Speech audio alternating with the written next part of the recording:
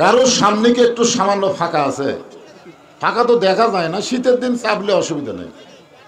হ্যাঁ, এক ভাই শরীরের উষুম হয়ে যাননি, একটু জমে বসেন আর জিকির করেন লা ইলাহা ইল্লাল্লাহ লা ইলাহা। চাঁদ সূরজ আর গ্রহ তারা আল্লাহ নামের পাগল পারা। চাঁদ সূরজ আর গ্রহ তারা আল্লাহ নামের পাগল পারা। আমার আল্লাহ নামের এতই দয়া, আল্লাহ নামের এতই মায়া, লুকিয়ে রাখছেন হে আল্লাহ জোরে লা ইলাহা ইল্লাল্লাহ লা ইলাহা ইল্লাল্লাহু মুহাম্মাদুর রাসূলুল্লাহ সাল্লাল্লাহু আলাইহি ওয়াসাল্লাম। না হইচই করা যাবে না, তো ইশারা দিয়ে কাম করা লাগবে। আপনারা যদি মাহফিলের পক্ষের মানুষ হন তাহলে হইচই করা যাবে না, এটা হাট বাজার না, এটা হাট বাজার। এখানে অসংখ্য ফেরেশতাকে আল্লাহ আজকে প্রেরণ করেছেন শুধুমাত্র আপনাদেরকে পরিদর্শন করার জন্য। আল ইনসান আশরাফুল মখলুকাত, মখলুকাতের ভিতরে মানুষ হলো সবচাইতে ভদ্র জাত। ভদ্র মানুষ চিল্লাচিল্লি করে? হ্যাঁ, ইশারা দিয়ে কাম করবেন, ইশারা দিয়ে। ফেরেশতা জিবরাইল বললেন, হে রাসূলুল্লাহ, আপনি যদি জান্নাত থেকে বের না হন আল্লাহ আপনাকে জান্নাত থেকে বের করে দিবে না। এ কথা কার? আল্লাহ। আল্লাহ কোরআনে বলেন, সালামুন আলাইকুম তিবতুম ফাদখুলুহা খালিদিন। কেউ যদি একবারে জান্নাতে প্রবেশ করে, আল্লাহ বলেছেন খালিদিন মানে চিরস্থায়ী ভাবে আল্লাহ তাকে জান্নাত দিয়ে দেয়। এখন অনেকে আবার এখানে পেঁয়াজ খুঁজবে, পেঁয়াজ। তাহলে আদম আলাইহিস সালামকে আল্লাহ জান্নাতে রাখার পরে বাইর করে দিলেন কেন? আদম আলাইহিস সালামকে জান্নাতে গেছিলেন ইবাদতের আগে না ইবাদতের পরে? কোন তো আগে না পরে? আল্লাহ কোরআনে সত্য করে দিয়েছেন, জান্নাতের মধ্যে ঢুকতে গেলে ফাদখুলি ফি ইবাদি ওয়াদখুলি জান্নাতি। যে আল্লাহর দাসত্বে নিজকে আবদ্ধ করে নিল, আল্লাহর বান্দা হলো, গোলাম হলো, ও যেন জান্নাতের মধ্যেই প্রবেশ করলো। বলেন সুবহানাল্লাহ। তাহলে জান্নাতে ইবাদত করার আগে আল্লাহ তাআলা আদমকে রাখছিলেন, ইবাদতের আগেই। জান্নাতে রাখার পরে আল্লাহ একটা ইবাদত দিলেন। আহারে, এখন আবার কি? আজকে ওয়াজে হবে ইন্নাল্লাহা মা'আস সাবিরিন। ধৈর্যশীলদের সঙ্গে কে থাকে? আমি তো আয়াতে কারিমা তেলাওয়াত করছি, আপনারা তো শোনেননি ঠিক মতো। হ্যাঁ, একটু ধৈর্য ধরেন, আমার ধৈর্য ধরারও সাইজ আছে। সন্তান পানি পড়ে পানি খেয়ে ডুবে যাচ্ছে, ওই সময় কেউ যদি বলে ইন্নাল্লাহা মা'আস সাবিরিন, ধৈর্যশীলদের সঙ্গে আল্লাহ আছে, থাকবে না। এখন ধৈর্য ধরার একটা লিমিট আছে, নিয়ম আছে। আমি নিয়মও বলবো ইনশাল্লাহ, অসুবিধা নেই। একটু পরিবেশ দেন, সুন্দর পরিবেশ। রজব মাস, আজকে হলো লাইলাতুল মিরাজের রাত। জোরে কান সুবহানাল্লাহ। আপনাদের এত ভালো ভাগ্য যে মাহফিলটা হলো মেরাজের রজনীতে। সুবহানাল্লাহ। এই জন্য একটু মনোযোগ দিয়ে কথাগুলো খেয়াল করে শুনতে হবে। তাহলে জান্নাতে আল্লাহ আদমকে রাখছিলেন ইবাদত করার আগে। এটা কি আল্লাহ রাখার জন্য রাখছিলেন না বার করার জন্য? আল্লাহ কিন্তু কঠিন খেলোয়াড়। এই ওবায়দুল কাদের মতো মাজা ভাঙ্গা না যে খালি কয় খেলা হবে খেলা হবে, অথচ প্লেয়ার নাই। মানুষ তৈরি করার আগে আল্লাহ বলেছিলেন, ওয়াইয ক্বালা রাব্বুকা লিল মালাইকা বায়ানাতি ইন্নী জাইলুন ফিল আরদি খলিফা। ফেরেশতাদের বলেছিলেন আমি দুনিয়াতে খলিফা পাঠাবো। জোরে কান, কি পাঠাবো? খলিফা, প্রতিনিধি পাঠাবো। এ কথা আগেই বলেছিলেন। এরপরে আল্লাহ তাআলা তৈরি করে জান্নাতে রাখলেন। জান্নাতের ভিতর আল্লাহ একটা ইবাদত দিয়েছিলেন, ইবাদত। সেই ইবাদতটা কি জানেন? ওয়ালা তাকরাবা হাযিস শাজারাতা ফাতাকুনা মিনাজ জালিমিন। তোমাদের ইবাদত হলো এই গাছের কাছে যাও না। ওই গাছের কাছে গেলে তোমরা জালেম হবে। মারাত্মক কথা, জালেম। কোন ইবাদত নাই, একটাই মাত্র ইবাদত। হাজার হাজার গাছ আছে, লক্ষ লক্ষ গাছ আছে, প্রত্যেক গাছের ফল খাও, খালি একটা গাছের কাছে যাইও না। এগুলো ইবাদত আমাকে দিলে করা সহজ। জোরে কোন, ঠিক কিনা? এত হাজার হাজার গাছ আছে, এখানে ফল ধরে আছে, সেইটা বাদ দেয়, ওটা কেন যাব? কিন্তু এরপরেও মনের মধ্যে কিউরিসিটি, ওর মধ্যে কি আছে? কারণ নিষেধ করলেই তার প্রতি আকর্ষণ বাড়ে মানুষের। জোরে কোন কথা, ঠিক কেন? নিষেধ করলেই দেখবেন এর প্রতি একটা আলাদা আকর্ষণ হয়। যাই হোক, গাছের ফল খাইছে, জান্নাত থেকে বের করে দিছে। বের করে দেওয়ার পিছনে আল্লাহ বললেন আমি জান্নাতের মধ্যে পেশাব পায়খানা তৈরি করিনি, ওই ফল খাওয়ার সাথে সাথে তোমাদের পেশাব হবে, পায়খানা হবে। এখন পেশাব পায়খানা কোথায় করবা? জান্নাতের মধ্যে তো পেশাব পায়খানা নাই। তো তোমাদেরকে পেশাব পায়খানা করার জন্যে আমি দুনিয়াতে পাঠাচ্ছি। এখান থেকে আপনারা খেয়াল করবেন, দুনিয়া থাকার জায়গা না, এটা হলো পেশাব পায়খানা করার জায়গা। কথা না? এখন পেশাব পায়খানা করতে এসে যদি কেউ কয় যাবো না রে, আপনি পায়খানার মধ্যে ঢুকে বাড়াবার চান না থাকবার চান? কথা কর না গে, থাকবার চান? আজকে সারাদিন আমি এখানে থাকবো, কেউ থাকবে না ভাই, কাজ হয়ে গেলি আউট। তো দুনিয়াটা হলো পেশাব পায়খানা করার জায়গা, এখানে থাকার জায়গা না। কিন্তু কতকগুলো বোকা এখানে এসে থাকতে চায়, যাওয়ার কথা ভুলে যায়। এই দেখেন, ওই যে একটা টার্গেট লাইন মার, ওই যে একটা ছেলে। আচ্ছা, এত মানুষ থাকতে বক্তার দিকে টার্গেট করতে দেখেন।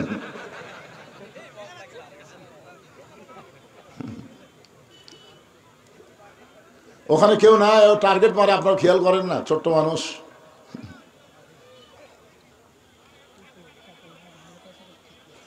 ফেরেশতা জিবরাইল বলেন রাসূলুল্লাহ, আপনি যদি জান্নাত থেকে আজকে বের না হন, আল্লাহ আপনাকে জান্নাত থেকে বের করে দেবে না।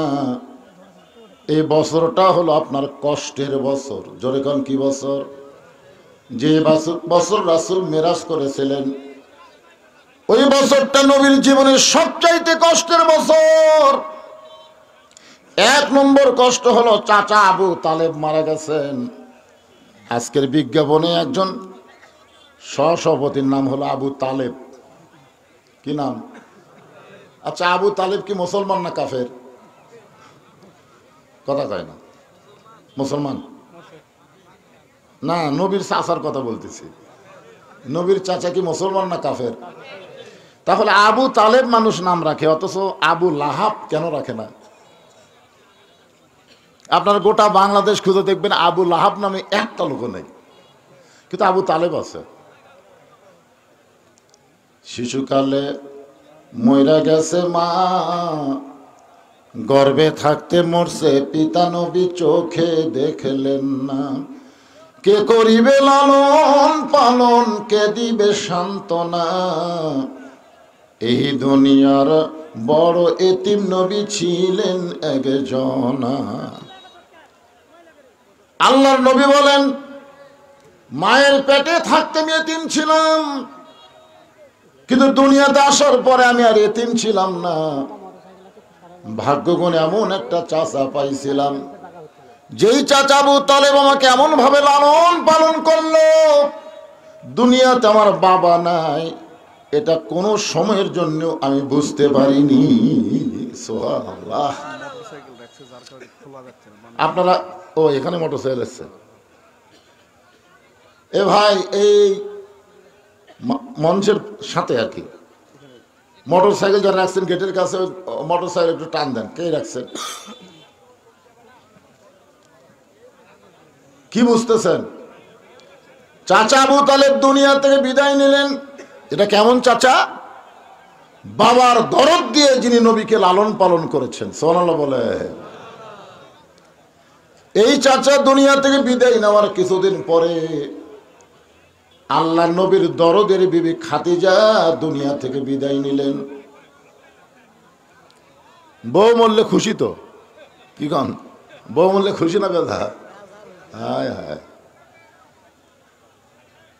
মা খাদিজা যতদিন নবীর বিবি ছিলেন, আল্লাহর নবী ততদিন দ্বিতীয় কোনো বিয়ে করেন নাই। মাঝে মাঝে খাদিজা বলতেন, ইয়া রাসূলুল্লাহ, 25 বছরের তরতাজা একটা যুবক 40 বছরের বয়স্ক একটা মেয়েকে বিয়ে করেছেন। হুজুর, এই বয়স্ক মহিলার সঙ্গে সংসার করতে করতে করতে আপনি বুড়ো হয়ে যাচ্ছেন। ওগো আল্লাহর নবী, আপনি দ্বিতীয় আর একটা বিয়ে করেন। আল্লাহ রাসূল খাদিজার কপালে চুমা দিয়ে বলে, খাদিজা, তুমি যদি আমার বিবি হইতা তাহলে হয়তো তুমি শুধু আমার বিবি না, তুমি হইলা আমার দরদ। সুবহানাল্লাহ বলেন। এই দরদের বিবি খাদিজা দুনিয়া থেকে বিদায় নেওয়ার কিছুদিন পরে আল্লাহর নবী সান্ত্বনা খোঁজার জন্য কলেমার দাওয়াত নিয়ে তায়েফে গেলেন। তায়েফে, তায়েফের মানুষেরা নবীর সঙ্গে এত খারাপ ব্যবহার করলো, শুধুমাত্র চেহারা ছাড়া দেহের এমন কোন জায়গা নাই যে জায়গায় তারা পাথরের আঘাত করে নাই। গোটা দেহ যখন রক্তাক্ত হয়ে গেল, ওই রক্তমাখা দেহ নিয়ে নবী যখন মক্কায় ফিরে আসতেছেন, আসার পথ একটা বাবলা গাছের নিচে বসে নবী বলতেছেন, জায়েদ রে, আমার চাচা আবু তালেব দুনিয়াতে নাই, আমার দরদের বিবি খাদিজাও দুনিয়াতে নাই। ওই মক্কায় গেলে আমাকে কি আদর করবে, সোহাগ করবে? আল্লাহ বলে, জিবরাইল, আমার নবী মক্কায় গেলে সোহাগ আদর করার কেউ যখন নাই, অতি সত্বর আমি আল্লাহ তাআলা আমার নবীকে আরশে নিয়ে আমি নিজেই তাকে আদর করতে চাই। জোরে বলেন সুবহানাল্লাহ। এখন আপনারা বলেন, কষ্টের পরে শান্তি আছে না নাই? 3টা কষ্ট, লাগাতার কষ্ট, এরপরে দেখেন শান্তি। বাংলার মুসলমানেরা বহু কষ্ট করেছেন, আগামীতে আমরা শান্তির একটা বাংলাদেশ দেখতে চাই। জোরে কোন কথা ঠিক কি না? কি কি দেখবেন? শান্তির বাংলাদেশ দেখতে গেলে দোয়া দিয়া দরুদ দিয়া শান্তি হবে না। মানুষের তৈরি আইনকে বাদ দিয়ে আল্লাহর কোরআনকে গ্রহণ করা লাগবে। জোরে কোন ঠিক কি না? ওম শান্তি, ওম শান্তি করলে শান্তি হবে না।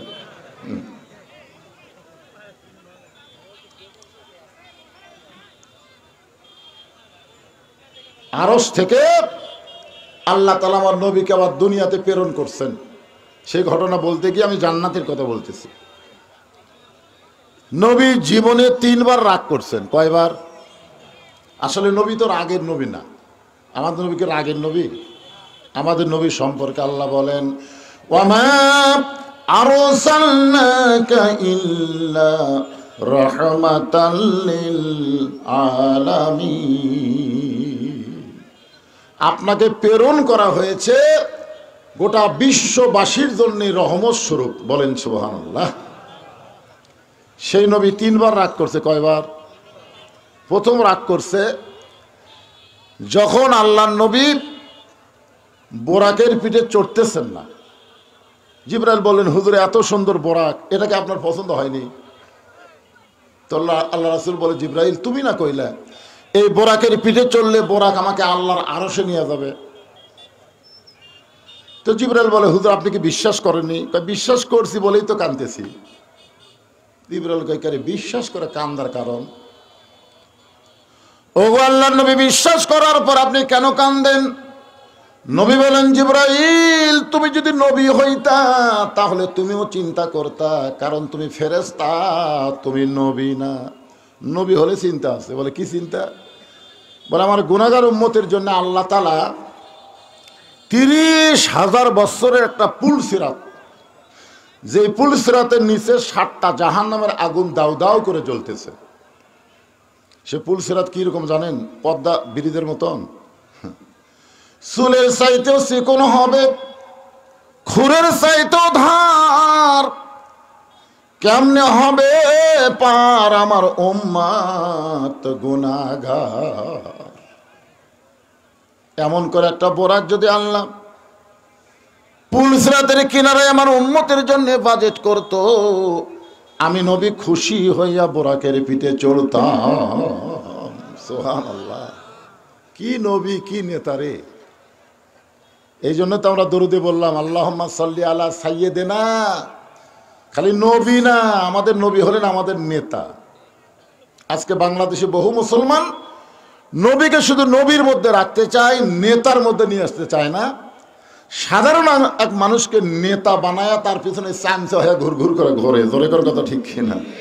আর মাঝে মধ্যে স্লোগান দেয় আমার নেতার চরিত্র ফুলের মতন পবিত্র, নামাজ পড়েন একত্ব। এগুলার নেতা, এগুলার নেতা না, এরা লেতা লেতা। ওদের পুরানা কাপড় তখন হারকিন মুস্ত, তখন বলতো লেতা দিয়ে হারকিন মুস, লেতা। এই জন্য আমাদের নবী শুধু নবী না, নবীর পুরো দরুদ পড়ে, নবীর প্রতি সালাম করে মাহফিলের ভিতরে।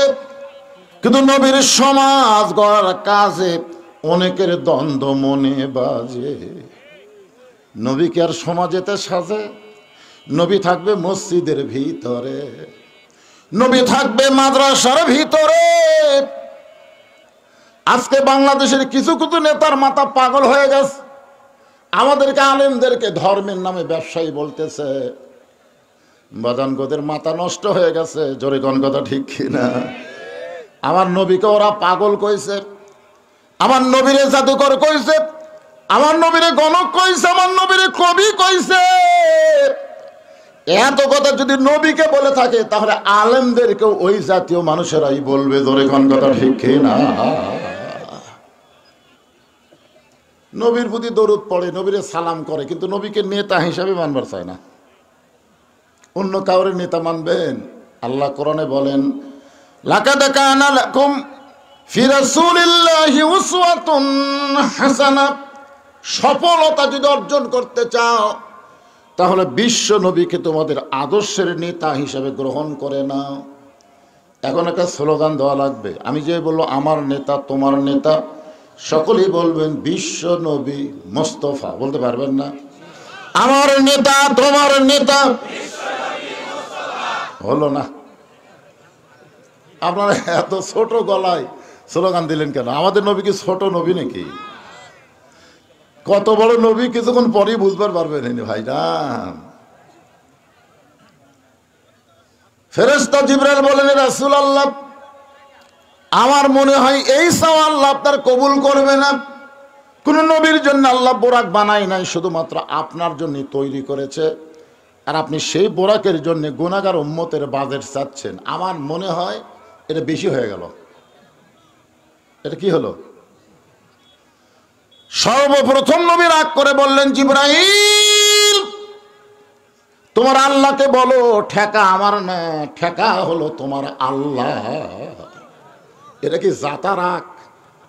আমার আল্লাহকে বলার কথা কয়, তোমার আল্লাহ, তোমার আল্লাহ বলো ঠেকা আমার না, ঠেকা হলো তোমার আল্লাহর।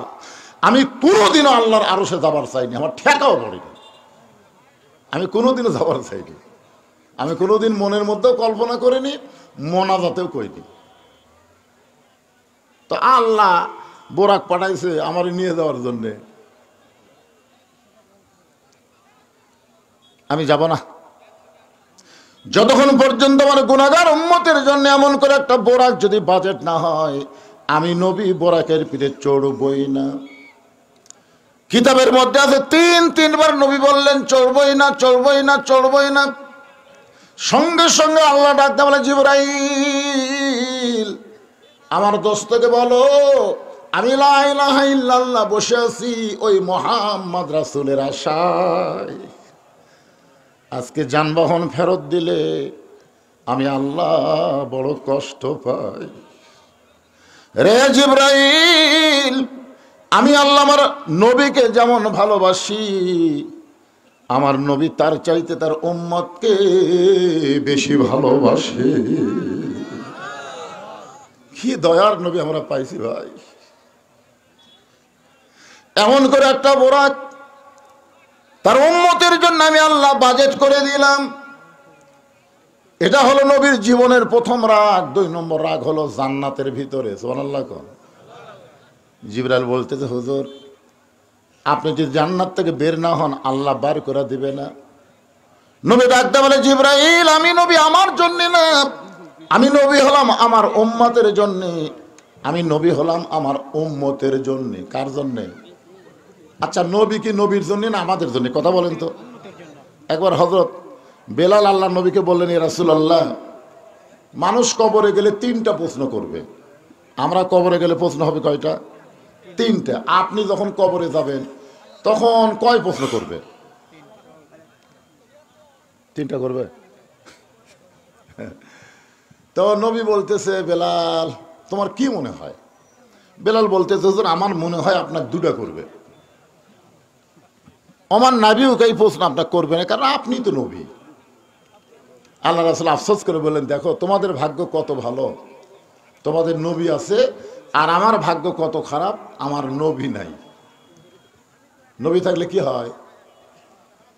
আছেন আমার মুক্তার, আছেন আমার ব্যারিস্টার, শেষ বিচারের হাইকোর্টেতে তিনি আমায় করবেন পার।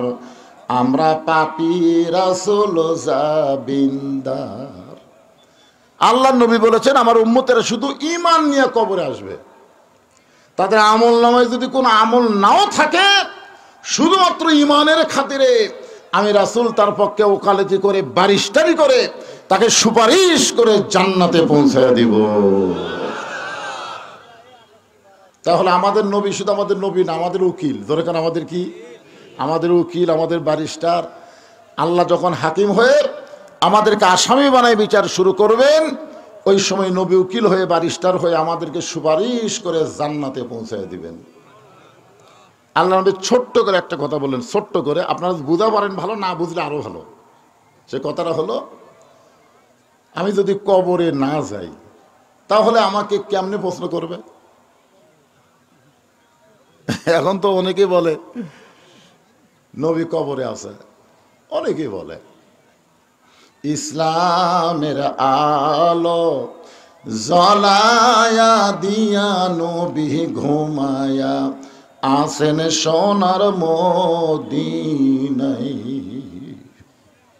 কেউ কি বলতে পারবেন যে ইসলামের পতাকা উড়াইয়া দিয়া নবী ময়রা আছেন সোনার মদিনায়? এ কথা বলতে পারবেন? ময়রা আছে? ময়রা আছে? ঘুমায় আছে, না হয় শুয়ে আছে, এইটুকু বলতে পারবেন। শুয়ে আছে না ঘুমায় আছে, কিন্তু মরে আছে এ কথা বলা যাবে না। যারা মরে তাদের জন্য কবর হয় ভাই। নবীর উম্মতেরা ছোট্ট একটা কথা কইলাম, পরে চিন্তা করবেন।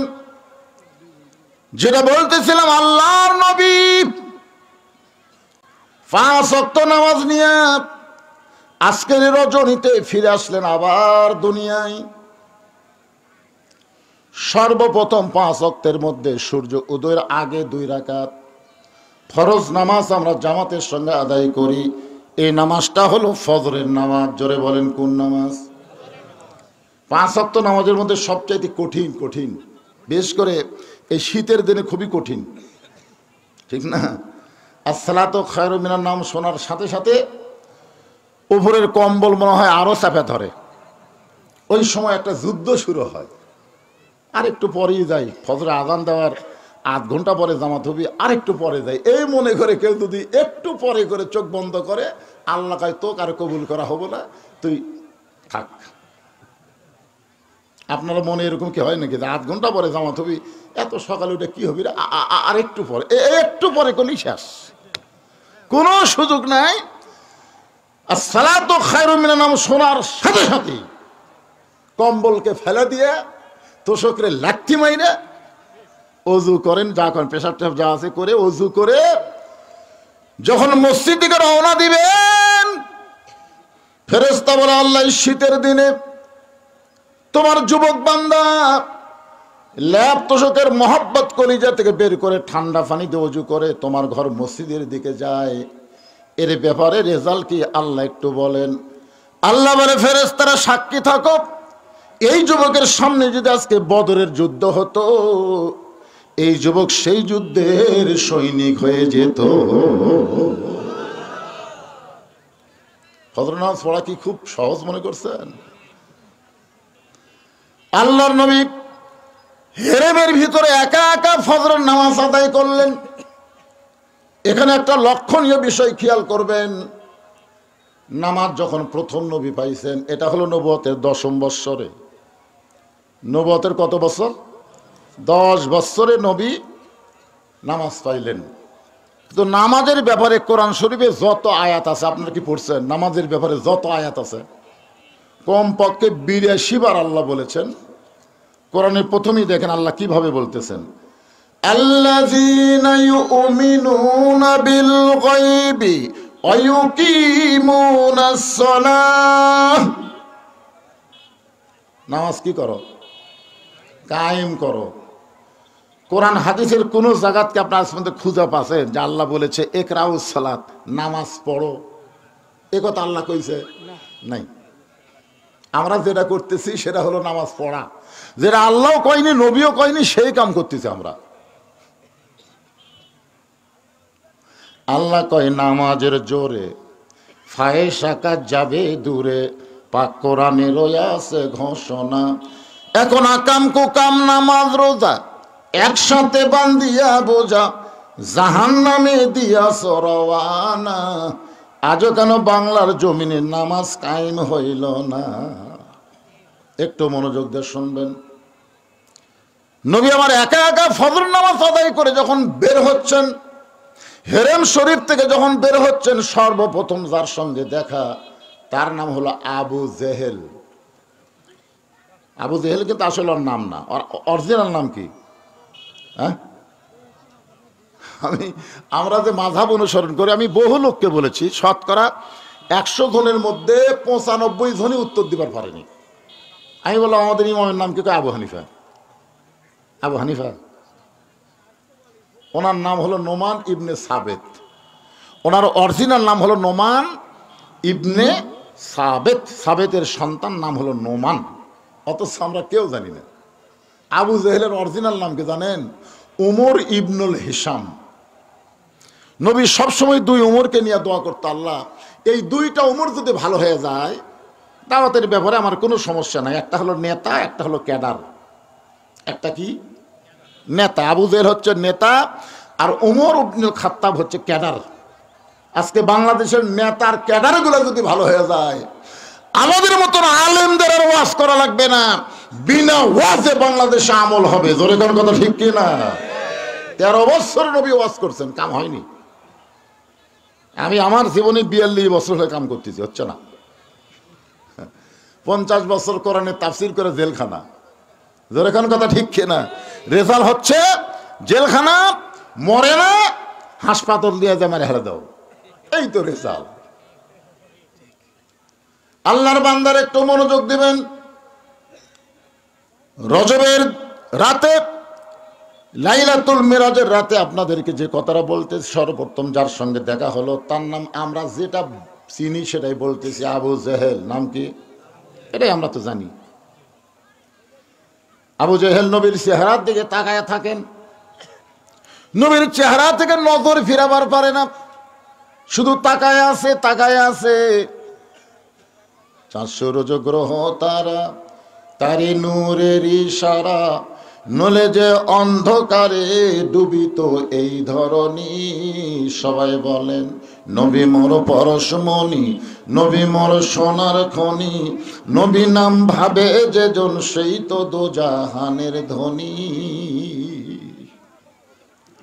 আবু জেহেল বলতেছে, বাজান সন্ধ্যার সময় দেখেছি তুমি সুন্দর, সকাল বেলায় দেখতেছি তুমি অতীব সুন্দর। সন্ধ্যার সময় তোমাকে দেখলাম তুমি সুন্দর। আমাদের নবী যে সুন্দর, এ ব্যাপারে সন্দেহ আছে নাকি? এক বক্তা ওয়াজ করতেছে যে জুলাইখা কইল যে আমি কেন ইউসুফের জন্য পাগলি হছি, মেয়েরা তোমরা যদি জানবার চাও তাহলে একদিন দাওয়াত। সবার হাতে একটা লেবু দিছে আর একটা চাকু দিয়ে বলতেছে তোমাদের সামনে দিয়ে ইউসুফকে নিয়ে যাব আর বলবো লেবু কাটো। লেবু কাটো। ইউসুফ রে নিয়ে যখন জুলাইখা যাচ্ছে আর বলে মেয়েরা লেবু কাটো, ওরা লেবু না কেটে হাতের আঙ্গুল কেটে দিচ্ছে। আঙ্গুল কাটে যাচ্ছে, লেবু না কাটে খেয়ালই নেই। ইউসুফের দিকে তাকায় থাকে, সব শেষ।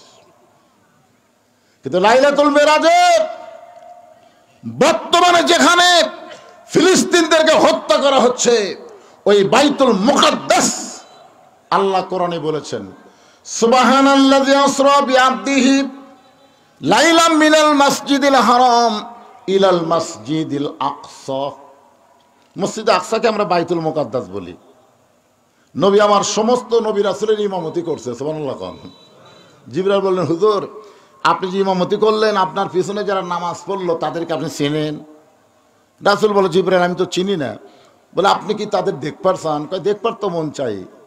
বিশাল একটা মেম্বরে নবীকে দাঁড় করে দেওয়া হলো, আর সমস্ত নবী রাসূলকে বলা হলো আপনারাও দাঁড়ান। নবী সমস্ত নবী রাসূলের দিকে তাকায় আছে, আর সমস্ত নবী রাসূল আমাদের নবীর দিকে তাকায় আছে। একটা নবী আর তাকায় থাকতে পারেনি, আস্তে আস্তে নবীর কাছে আইছে। বলতেছে, আপনি কোন নবী? আপনি আমার কাছে চলে আসলেন। বলে, আমার নাম হলো ইউসুফ। আমি মনে করতাম আমি খুব সুন্দর, কিন্তু আজকে আপনার কাছে আমি নাই। আজকে আপনার কাছে আমি নাই, মনে হচ্ছে হেদাগের কাছে মোমবাতি। সুবহানাল্লাহ কন না কেন? সুবহানাল্লাহ কন। মা আয়েশা বলেছেন, আমি যদি বলতাম মেয়েরা তোমাদের সামনে দিয়ে আমার নবীকে নিয়ে যাওয়া হবে, তোমরা নবী দেখতা আর লেবু কাটবা, আর লেবু কাটবে না, বুকের কলজা কাটবে, তার নবীর দিক থেকে নিজের দৃষ্টিকে অবনত করবে না। এই জন্য সকলে একটু মনোযোগ দিয়ে শুনবেন। 400 রজগ্রহ তারা, তারি নূরের ইশারা, নূরে যে অন্ধকারে ডুবিত এই ধরনী। সবাই যুবকেরা গুনগুন করে বলো, নবী মোর পরশমণি, নবী মোর সোনার খনি, নবী নাম ভাবে যেজন সেই তো দোজা হানের ধ্বনি। সন্ধ্যার সময় দেখলাম তুমি সুন্দর, কিন্তু সকালবেলা দেখতেছি অতীব সুন্দর। তোমার চেহারা দিয়া মনে হয় আলো প্রকাশ পাচ্ছে, এত সুন্দর তুমি কেমনে হলে? রাসূল বলে, চাচা আজকে সকালবেলায় এত সুন্দর দেখার পিছনে একটা কারণ। আজকে রাতের বেলা কাবার পাশে আমি ঘুমিয়েছিলাম, ফেরেশতা জিবরাইল আমার ঘুম থেকে চেতন করে জমজমের কুবের পানি দিয়ে ওযু করানোর পরে বোরাকের পিঠে করে বাইতুল মুকাদ্দাসে নিয়ে গেল। বাইতুল মুকাদ্দাসে আমি 2 রাকাত নামাজ পড়ানোর পরে সেখান থেকে 7 আসমান পাড়ি দিয়ে আল্লাহর আরশে গেলাম। আল্লাহর সঙ্গে আমার দেখা হলো। আল্লাহ তাআলা আমাকে 5 ওয়াক্ত নামাজ দিল। আমি জান্নাতে গেলাম, জাহান্নামে গেলাম। বাইতুল মামুরের মধ্যেও 2 রাকাত নামাজ পড়ালাম। ওগো চাচা, আল্লাহর সঙ্গে মেরাজ করার কারণে আল্লাহ আমাকে 5টা নূর, 5টা আলো, 5টা নামাজ দেওয়ার কারণে হয়তো আমার চেহারা দিয়ে এত সুন্দর আলো বের হচ্ছে। কারণ রাতের বেলা দেখা করছে কার সাথে? আরো জোরে বলেন না কেন? আল্লাহর সাথে। দেখবেন যারা 5 ওয়াক্ত নামাজ পড়ে এদের চেহারার মধ্যে একটা নূর দেখা যায়। আপনার খেয়াল করছেন? দেখতে যদি কালো হয়, তারপরে নামাজের চেহারার মধ্যে কিন্তু আলাদা একটা ভালোবাসা, আলাদা একটা সৌন্দর্য থাকে। থাকে কি থাকে না? কথা বলেন ভাইজান। আর বেনামাজি যতই সুন্দর হোক, দেখবেন বিলাতি কুত্তার লাগাল দেখা যায়। তোর এখন কথা ঠিক, যত সুন্দরী হোক তারপরে দেখবেন শালা বিলাতি কুত্তা নাকি রে। মানে চেহারার মধ্যে কোনো মধু নেই, মহব্বত নেই। নামাজ শুধু নামাজ না, নামাজ হচ্ছে একটা আলো, নামাজ হচ্ছে একটা নূর। এই কপাল যখন আল্লাহর সেজদা দেয়, শুধু আল্লাহর সেজদা দেয় না, এই কপালের মাধ্যমে আল্লাহর মহব্বতে নিজের অস্তিত্বকে বিলীন করে দেয়। জোরে কোন কথা ঠিক কিনা? ছোট ছোট বাচ্চারা কোন পারে কথা কয়? এই পার না ওই পার? আচ্ছা, এই মাহফিল কি এই আব্দুল করিম একলাই করতে চায়? আচ্ছা, আর কি ভলেন্টিয়ার নাই? ই তো এসে একটা ডাঁটে বসে গেছে সামনে। এই বাচ্চাগুলা কোন থেকে জন্ম হলো রে? সন্ধ্যার সময় মুরগি খোঁজে মেয়ে মানুষ, দেখবেন সন্ধ্যার সময় ঘরের মধ্যে মুরগি টুরগি ঠিক মতো উঠলো কিনা, দেখে তো সব মুরগি উঠছে, একটা মোরগ ওঠেনি। মেয়ে মানুষ কয় আলহামদুলিল্লাহ, কয় না এই মোরগ কুটি গেল। কোন মুরগির প্রেমত পড়লো এক খুঁজাই বার করা লাগবে। 3-4 বাড়ি খুঁজে দেখে যে এক ঘরাত ওটাই মোরগ আর একটা মুরগির সাথে কটকট কটকট করতেছে। খপ করে ধরা কে আমার ঘরাত মুরগি নাই, এই আমার ঘরের মুরগি বাদ দেয় তুই অন্য ঘরাত ঢুকলি কেন? কি বুঝতেছেন? মুরগি সন্ধ্যার সময় খোঁজে, গরু ছাগল সন্ধ্যার সময় গোয়াল ঘরে উঠলো কিনা প্রত্যেকটা মরদ মানুষ কিন্তু দেখে কি দেখে না ভাইজান? তাহলে মুরগি দেখেন সন্ধ্যার সময়, গরু ছাগল দেখেন সন্ধ্যার সময়। এখন সন্ধ্যা পার হয়ে এসার নামাজ হয়ে আসতেছে, তো এই বাচ্চাগুলো কোন জায়গাতে আছে? আর বাপ মাকে খোঁজার দরকার নাই। এরা কি গরু মুরগির চাইতেও দাম কম হলো নাকি? এর খোঁজে না কেন? এই জন্য রাসূল বলেছেন 7 বছর বয়স থেকে তালিম দাও, 10 বছর বয়স থেকে জোর করে মসজিদে নিয়ে যাও। তাহলে 7 বছর থেকে যদি আপনার বাচ্চাদের তালিম দিবার পারতেন, ওরা বাইরে চিল্লাচিল্লি করতো না। দিচ্ছেন না, মনে করতেছেন আল্লাহ ভালো করে দিবি, তাই না? আল্লাহ ভালো করবে। বিয়ে করে যখন বউ পাবি তখন আপনি লাত্তি দিয়ে থুইয়া শহর চলে যাবি। জোরে কোন কথা ঠিক কিনা? ছোট ছোট বাচ্চাদেরকে আদর করে সামাল দিবেন। আদর করে যখন না হবে তখন মৃদ শাসন করার কথা ইসলামে আছে। আল্লাহর বান্দারা একটু মনোযোগ দিয়ে শুনবেন। এই কথা যেই মাত্র আল্লাহ নবী আবু জেহেলের কাছে কইছে, সঙ্গে সঙ্গে আবু জেহেল বলতেছেন নাউজুবিল্লাহ, পাগল তুমি পাগল। এতদিন জানতাম তুমি আধা পাগল, কিন্তু আজকে বুঝলাম তুমি পুরা পাগল। রাসূল বলে চাচা আমার মধ্যে পাগলামির কি দেখলেন? আবু জেহেল বলতেছে আমি জীবনে 2 বার বাইতুল মুকাদ্দাসে গেছি, যেখানে যাইতে লাগে 30 দিন, আসতে লাগে 30 দিন।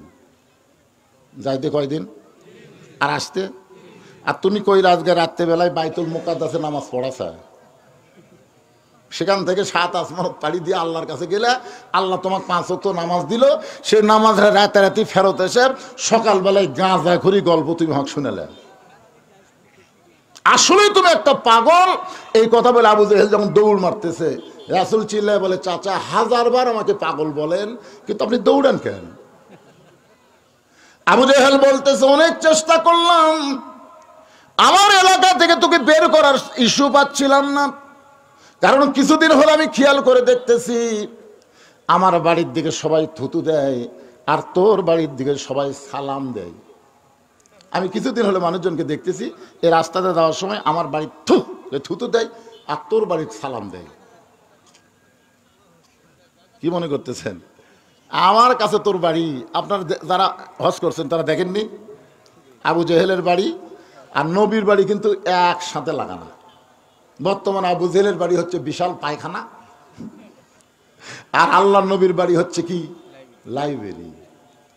কিছুদিন আগে সাবেক প্রধানমন্ত্রী হাসিনার একটা কল রেকর্ড ফাঁস হয়েছিল, আপনারা শুনছেন?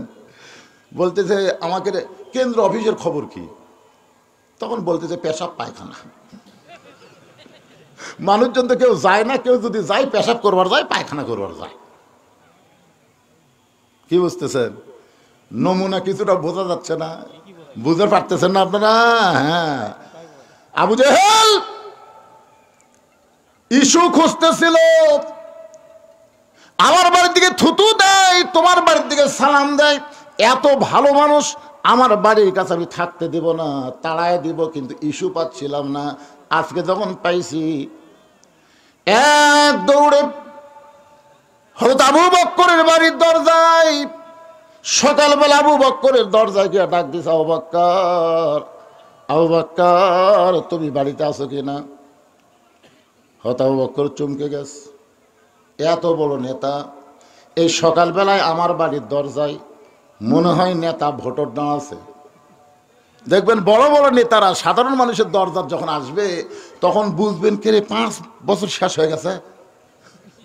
এরা কিন্তু সহজে আসে না, এরা আসে 5 বছর পর পরে। জোরে কোন কথা ঠিক কথা কন না কে? আর আল্লাহর কোরআনের নেতা যারা হবে এরা কোনো সময় সংসদে বসার চান্স পাবে না।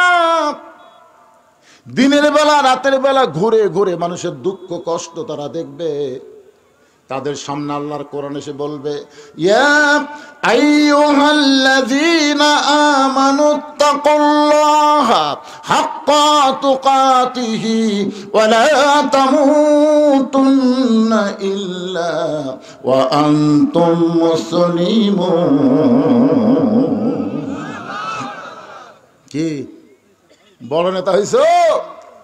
বাংলাদেশের মতন 96টা দেশের খলিফা হযরত ওমর মেম্বরে বসে নিজের গালে নিজে চড়ায়। ওসমান গনি বলে, আমিরুল মুমিনিন, আপনি কি পাগল হয়ে গেলেন? নিজের গালে নিজে চড়াচ্ছেন কেন? ওমর ফারুক বলে, ওসমান, কিছুক্ষণ আগে আমার নফস আমাকে ধোঁকা দিয়েছে, মিন শাররিল ওয়াসওয়াসিল খান্নাস। আমাদের সকলের ভিতরে খান্নাস আছে না নাই? জোরে কেন আছে না নাই? এই খান্নাস আমারে কইছে আমি নাকি অর্ধ পৃথিবীর খলিফা। ওসমান গনি বলতেছে, ঠিকই তো কইছে, আপনি তো অর্ধ পৃথিবীর খলিফা। ওমর ফারুক, ওসমান, বর্তমানকে নিয়ে যারা শুধু চিন্তা করে এরা মানুষ না। যারা প্রকৃত মানুষ তাদের চিন্তা করতে হবে অতীতকে নিয়ে, ভবিষ্যৎকে নিয়ে। ধরে কোন কথা ঠিক কিনা? সাবেক সরকার খালি বর্তমান নিয়ে চিন্তা করছে। কি হনুরে, ভবিষ্যতের খবর যদি একটাবার চিন্তা করতো তাহলে বাংলাদেশ ছেড়ে পলান লাগতো না। জোরে কথা কন না কেন? পলান লাগতো না। আপনাকে এই আদমদিকের নেতারাও যদি ভবিষ্যতের চিন্তা করত তাহলে আজকে বাড়ি ঘর ছেড়ে পলান লাগতো না। জোরে করেন কথা ঠিক কি না? আপনার আবার ভবিষ্যৎ কি? মশান তো ভালোই মারতেছেন। একজন কয়, ভাই মসজিদে ভয়ে ঢুকি না কেন? কয়, মসজিদের বারান্দাত খাটনি তো, তো খাটনি দেখলে আমার খালি মরার কথা খেয়াল হয়, এই জন্য মসজিদে যাই না ভাই। হ্যাঁ, কত বড় শয়তান রে! মসজিদের খাটনি দেখলে ওর মরার কথা খেয়াল হয়, এই জন্যই মসজিদে যায় না। আমাদের ভবিষ্যৎ কি? ওই খাটনি ওটা কি জন্য বানাতে হতো? এমনি এমনি মশান মারতেছেন 4 তলা 5 তলা বাড়ি করে। কি হনুরে, হামাক নামাইকে একটা ভূমিকম্প দিলে তুই নামবো না, তোর বাপ নামবি। জোরে কোন কথা ঠিক কি না? একটু মনোযোগ দিয়ে শুনবেন। আবু বকর চমকে উঠছে, এত বড় নেতা সকালবেলায় আমারে ডাকতেছে। দরজা খোলে, বলে, নেতা খবর কি? আবু জেহেল বলতেছে, তোমার নবী যে পাগল হয়েছে তুমি জানো? আবু জেহেল বলে, আচ্ছা তো নবীর কাছে। নবী কিছুই কয়নি, মনে করছে নেতা কিছু না করলে কর্মী মনে হয় একই। সঙ্গে সঙ্গে আবু বকর চিৎকার করে বলে, আবু জেহেল, যেই কথা একবার বলেছো এ কথা যদি দ্বিতীয়বার, হাতের দিকে তাকান, যে কথা একবার বলেছো এ কথা যদি আর একবার, যে মুখ দিয়ে কইছো ওই টুটি আর থাকবি না। আবু জেহেল কয়, এত নরম কর্মী, মানে নবীর যত কর্মী আছে, সাহাবী আছে, সবচাইতে নরম হলেন আবু বকর। সবচাইতে নরম কি? কথা কয় না। সবচাইতে গরম হলো হযরত ওমর, সবচাইতে ধনী হলো ওসমান গনি, আর সবচাইতে জ্ঞানী হলেন হযরত আলী। আবু জেহেল বলতেছে, আবু বকর, তুমি নরম মানুষ, এত গরম হয়ে আমার গলা চাইপা ধরার কারণ কি? আবু বকর বলতেছে, আবু জেহেল, নবীর বিরুদ্ধে কথা শোনার পরে কেউ যদি নরম থাকে তাহলে বুঝবে সে মুসলমান নাই, মুনাফিক হয়ে গেছে। আল্লাহ নবীর বিরুদ্ধে কথা শুনলে আপনারা নরম থাকবেন, তাই না? ইন্নাল্লাহা মা সাবিরিন, ধৈর্যশীলদের সঙ্গে আল্লাহ আছে রে। নবীর বিরুদ্ধে বলতেছে, আল্লাহই ব্যবস্থা নিবে, আল্লাহই ব্যবস্থা নিবে, আমাকে গন্ডগোল করে লাভ নেই।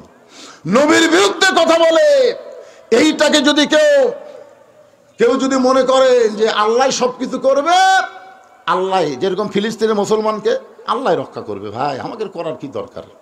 আমাদের বাংলাদেশে দরকার নাই কোরআন নিয়ে কিসের আন্দোলন করা লাগবে, দরকার নাই। সব কিছু আল্লাহ করে, সব আল্লাহ করবে। তাহলে মক্কা বিজয়ের দিনে আল্লাহ নবী কাবা ঘর ঢুকে দেখে 360টা মূর্তি।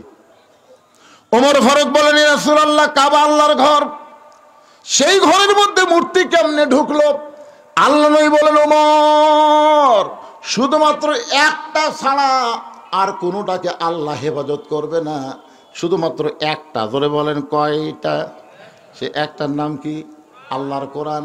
আল্লাহ বলেছেন, ইন্না নাহনু নাযালনা যিকরা ওয়া ইন্না লাহু লাহাফিজুন। কোরআন হেফাজতের দায়িত্ব কার হাতে? এইটারে কেউ কিছু কম বেশি করতে পারবে না। এই কোরআন অনুযায়ী আমাদের চলতে হবে। এই জন্য আল্লাহ কোরআনে হেফাজতের দায়িত্ব নিয়েছে, আর আমরা কোরআন অনুযায়ী গোটা পৃথিবীকে চালাবো। জোরে কর কথা ঠিক কিনা? জোরে কর। রাসূল বলে, ওমর আমরা সব হিজরত করে মদিনাত গেছি, আর এই ফাঁকে এরা দেখছে কাবার আশেপাশে কোনো আল্লাহওয়ালা নাই, মূর্তি ঢুকেই। আমাদের বাংলাদেশে মূর্তি ঢুকছিল না, কথাক্ষণ ঢুকছিল না। 6 আগস্টের খবর কি? 12,000 টাকার জন্যে একটা মা তার এতিম বাচ্চাকে বিক্রি করে দেয়। সেটা একটা 12,000 টাকার জন্য অভাবে একটা মা তার সন্তানকে বেচে, আর সেই দেশের টাকার 400 কোটি টাকা দিয়ে মূর্তি বানায়। বাংলার মানুষ কিছুই কয় না, মনে করছিল ওরা মূর্তিকেও মানে লিছে।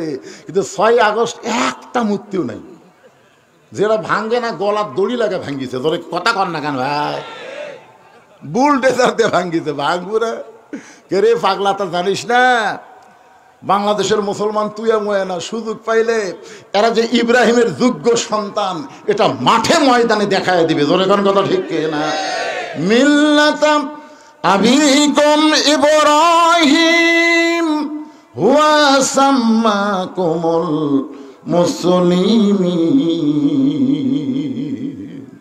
এখন বলেন ঘর কার? কাবা ঘর কার? মূর্তি ঢুকালো কে? আল্লাহ তখন কি করলো? অনেকে বলে হুজুর মসজিদ আল্লাহর, আল্লাহ হেফাজত করবে। মুয়াজ্জিন এশার নামাজ পড়ে গেছে, তালা দেয়নি, সকালে এসে থেকে মাইক নেই। আপনারা বলেন তো সমস্ত মুসল্লি আল্লাহ ধরবি না মুয়াজ্জিন ধরবি? কথা কর না কেন? ঘর কার?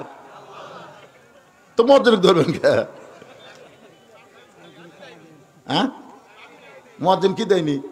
ও চাবি দেয়নি, তাহলে মুয়াজ্জিনের দোষ। বাংলাদেশও আল্লাহর ভাই, আমাদের হাতে আল্লাহ এরকম একটা চাবি দিয়ে গেছে, নাম হলো কোরআন। জোরে কর কথা ঠিক কিনা? সেই কোরআন শরীফ কাফনের মধ্যে বান্ধা থুয়ে মানুষের আইনটা বাংলাদেশ চলাবেন, আর বলবেন এই মুসলমান হয়ে মর্ম কি? এটা মামা বাড়ি মনে করছে? একটু মনোযোগ দিয়ে শুনবেন। আবু বকর বলে, আবু জেহেল আল্লাহ নবীর বিরুদ্ধে কথা শোনার পরে কেউ যদি চুপ করে থাকে তাহলে বুঝবা সে মুসলমান নামের মুনাফিক। আবু জেহেল বলতেছে, আবু বকর আমি কি কারণে পাগল কইলাম একটাবার কি শুনবা না? আবু বকর বলে, তাহলে বলে তো তোমার খবর কি? আবু জেহেল বলতে, তোমার নবীর সঙ্গে সকালবেলা আমার দেখা হলো। তোমার নবী কইল আজকে রাত্রেবেলা নাকি বাইতুল মুকাদ্দাসে গিয়ে 2 রাকাত নামাজ পড়াইছে, সেখান থেকে 7 আসমান পাড়ি দিয়ে আল্লাহর আরশে গেল। আল্লাহ পাক নাকি 5 ওয়াক্ত নামাজ দিল। সেই নামাজ নিয়ে রাতারাতি ফেরত এসে সকালবেলা এই গাঁদাখড়ি গল্প আমারে শোনাইলো। এখন বলে আবু বকর এইটাকে বিশ্বাস করা যায়? আবু বকর আবু জেহেল এই কথা যদি আল্লাহর নবী বলে থাকে তাহলে এক বিন্দু মিথ্যা বলে নাই। আবু জেহেল কয়কারি আমার সকালটাই মাটি রে, আমি কার কাছে কি খবর দিলাম? আপনারা বলেন তো, সবার কাছে সব খবর দিয়ে কাম হবে? পৃথিবীর যত খবর আছে সমস্ত খবরের মধ্যে ভুয়া থাকতে পারে। আপনারা বলেন তো এই কোরআনের খবরের মধ্যে কোনো ভুয়া আছে? কারণ এই কোরআনকে বলা হয় খবরে ওয়াহিদ। এ কোরআনকে কি বলা হয়? খবরে ওয়াহিদ, মানে 1 নম্বর খবর, যার মধ্যে কোনো ধোঁকা নেই, যার মধ্যে কোনো গোজামিল নেই, যার মধ্যে কোনো সন্দেহ নেই। এই সন্দেহমুক্ত, গোজামিল মুক্ত, ধোঁকামুক্ত কোরআন যারা নিয়ে আসে তাদের কাছে তোমরা যতই খবর দাও ওরা সব খবর একটু কোরআনের কাছে নিয়ে এসে জাস্টিফাই করবে। জোরে কোন কথা ঠিক কে না? আবু জেহেল চিন্তায় পড়ে গেল, সকালবেলাটাই আমার মাটি।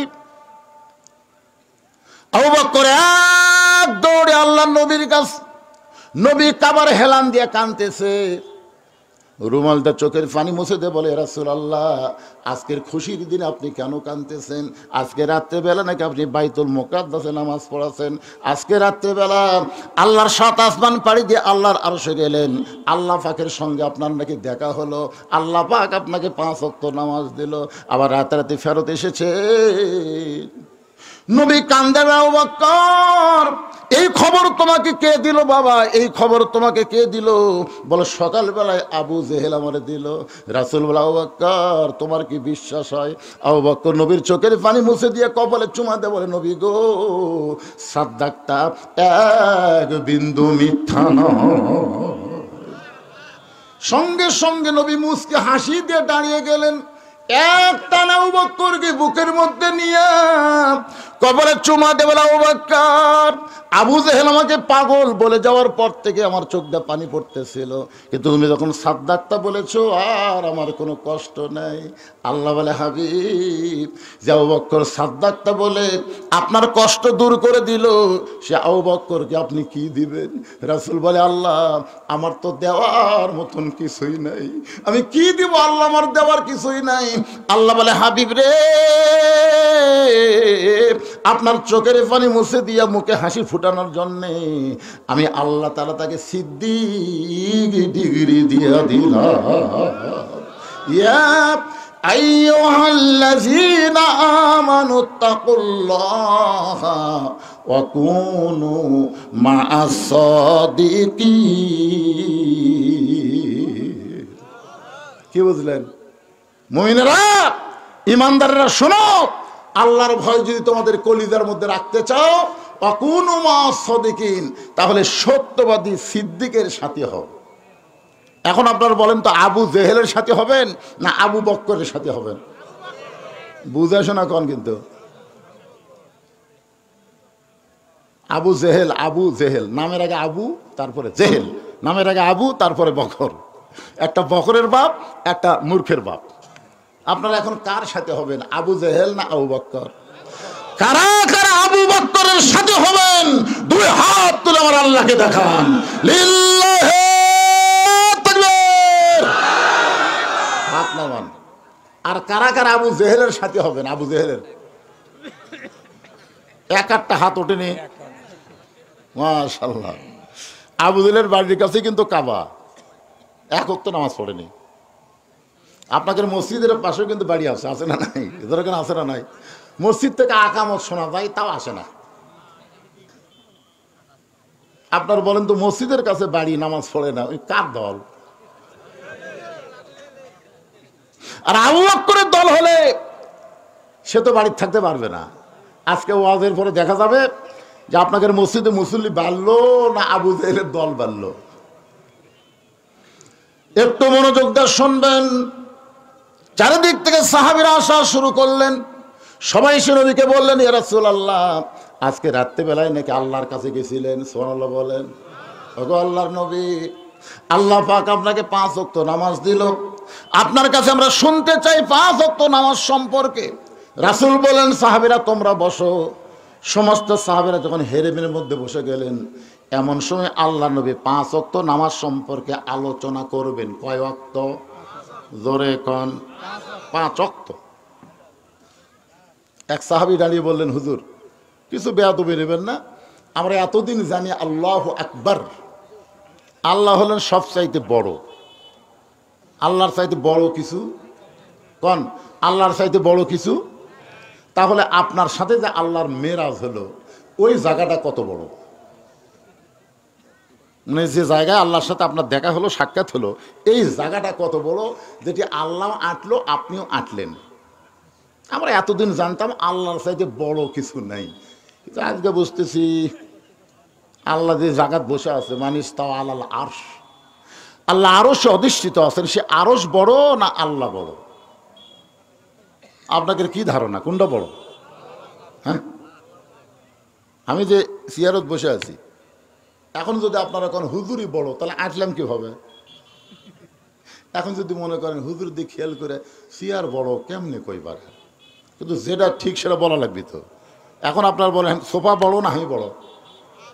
এই ক্যাঙ্কার বড় হলাম, তাহলে আঁটলাম কি করে?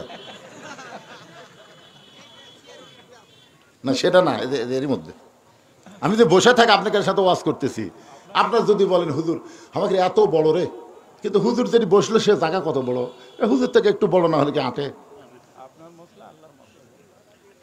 এক ভাই বলতেছে আপনার মশলা আর আল্লাহর মশলা ভিন্ন, কিন্তু আমরা তো এটি জানবার আছি। জোরে কর কথা ঠিক করে জানবার আসেনি।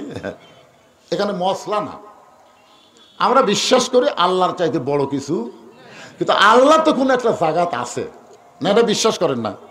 আল্লাহকে কোনো জাগাত নাই, তো যে জাগাত আল্লাহ আছে সে জায়গা তো অবশ্যই আল্লাহর চাইতে বড় হওয়া লাগবে, তাছাড়া আল্লাহ আটকে কি করে? আল্লাহ রাসূল বলেন এজলেস বসো, তোমার প্রশ্নের উত্তর দেওয়া হবে। ওমর ফারুক বলেন এ রাসূলুল্লাহ এই 5 ওয়াক্ত নামাজ সম্পর্কে একটু আমাদের বলেন।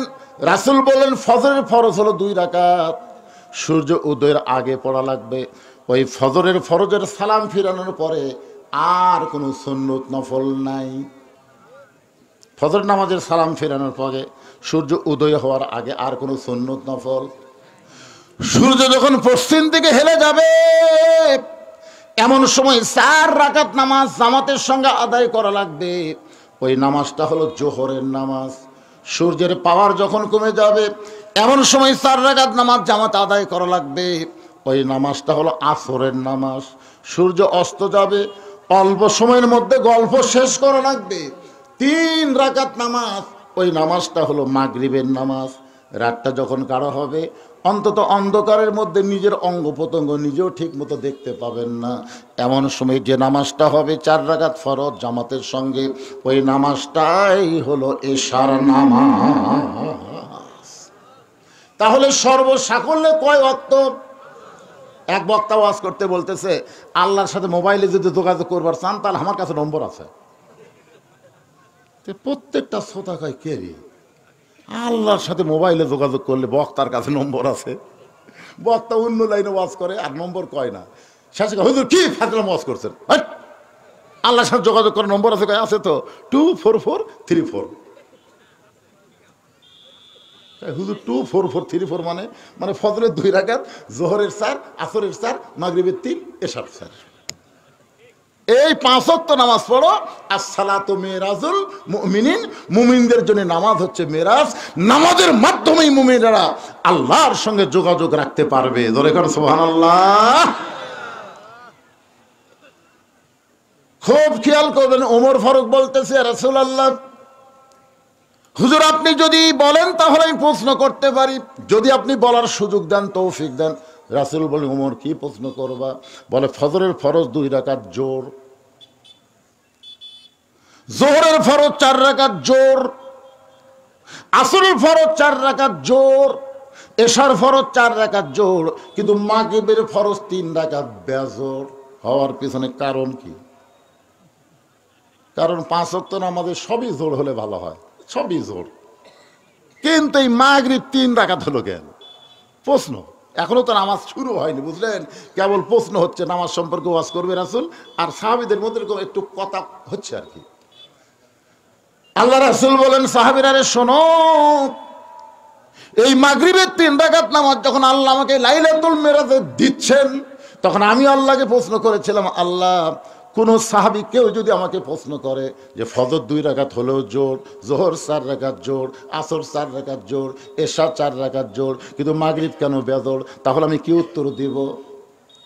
আল্লাহ বলেন হাবিব আপনার উপর যেই কোরআন আমি নাজিল করেছি, যেই কোরআন আমি নাজিল করেছি, কোরআনের মধ্যে একজন নবী আছে, সেই নবীর নাম হলো ইয়াকুব নবী। জোরে বলেন কোন নবী? নাম শুনছেন? ইয়াকুব নবী বাস করিতেন কেনানি, সবার চাইতে ভালোবাসতেন ইউসুফকে। এই গান গাইলে কি গুনাহ হবে? মাঝে মাঝে 2-1টা গান টান না হলে কিরকম হয়? কন না, সবাই একটু হো করে খন, না পারলে হো করেন বারে। ইয়াকুব নবী বাস করিতেন কেনানি, সবার চাইতে ভালোবাসতেন ইউসুফকে। ইয়াকুব নবী নির্জনে বসে আল্লাহর কাছে বলতেছেন, আল্লাহ আমার 12টা সন্তান, সর্বসাকুল্য আমার সন্তান হলো 12টা, 2টা সন্তান এত ভালো আর 10টা এত খারাপ কেন হলো? সর্বসাকুল্যের সন্তান কয়টা? 12টা। ধরে কোন কয়টা? তো 2টা সন্তান এত ভালো, বনিয়ামিন আর ইউসুফ এত ভালো, আর এই 10টা এত খারাপ কেন হলো? আল্লাহ বলে ইউসুফ সন্তান ভালো মন্দ হওয়ার পিছনে তোমার কোনো দায়িত্ব নেই। তোমার বউ কয়টা? তো আল্লাহ আপনি জানেন না আমার দুই বউ।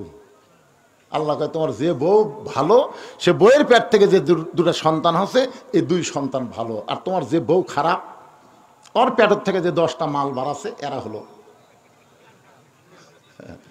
এই জন্য ভাইজান ভাবিয়া করিও কাজ করিয়া ভাবিও না, যাকে তাকে বিয়ে করবেন না। বিয়ে করার আগে চিন্তা করা লাগবে যে এটা আমার বউ হলে এর ভিতর থেকে যে সন্তানগুলো আসবে এই সন্তানগুলো কেমন হবে, একটু চিন্তা ভাবনা করার দরকার আছে না? হ্যাঁ, আপনারা তো বিয়ার পরে ভাবেন, বিয়ার পরে ভাবা কাম হবে না, তো আগেই ভাবা লাগবে। একজন নেপোলিয়ান বলেছে ভালো একটা সন্তান যদি চাও তাহলে ভালো একটা মায়ের দরকার। বলে বলেন কিসের দরকার? ভালো একটা মায়ের দরকার।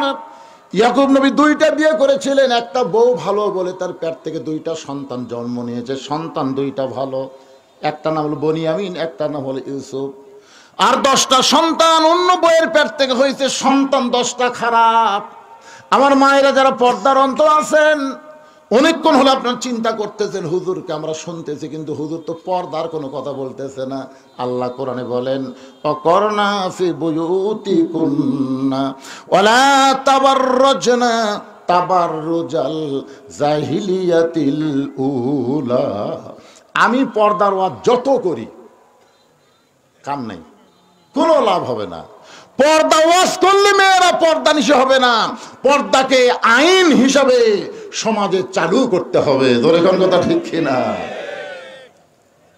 পর্দা না মানলে কি হবে? বহু ওয়াজ করলাম কিন্তু কাম হচ্ছে না। তো ঘরের মধ্যে শুটকি মাছ রাখছে, বিড়ালকে দাওয়াত দেওয়া লাগবে। যে ঘরে শুটকি মাছ আছে, বিড়াল তোমার দাওয়াত দেওয়া লাগবে না। বিড়ালের নাকের সঙ্গে চলে আসতেছে, এসে দেখে দরজা খোলা। দরজা খোলা দেখে বিড়াল ঘরের মধ্যে ঢুকে দেখে খাটের তলে পাতিলে শুটকি আছে, তার উপর ঢাকনা নেই। আপনার বলেন তো বিড়াল কি 20 মিনিটের টাইম পাবি? ওই 20 মিনিট সারাই সমানে শুটকি খায়। ঘরের মালিক খসর খস শব্দ পাই, কে রে আমার শুটকি কে খায়? সাথে বিড়াল হায় হায় 2000 টাকা কেজি শুটকি বিড়াল খাচ্ছে, পিছন থেকে খপ করে ধরছে। এই বিড়াল, আমার শুটকি তুই খাস, পুনরায় যদি শুটকি খাস তোকে 20টা বেত মারবো। একটা বেত মারলে বিড়াল মরবি, কিন্তু 20টা বেতের আইন দিয়ে বিড়ালকে সাইডা দিছে, কিন্তু দরজা জানলা আগের মতোই খোলা থছে। আপনার বলেন তো 20টা বেতের কথা বিড়ালের খেল থাকবি?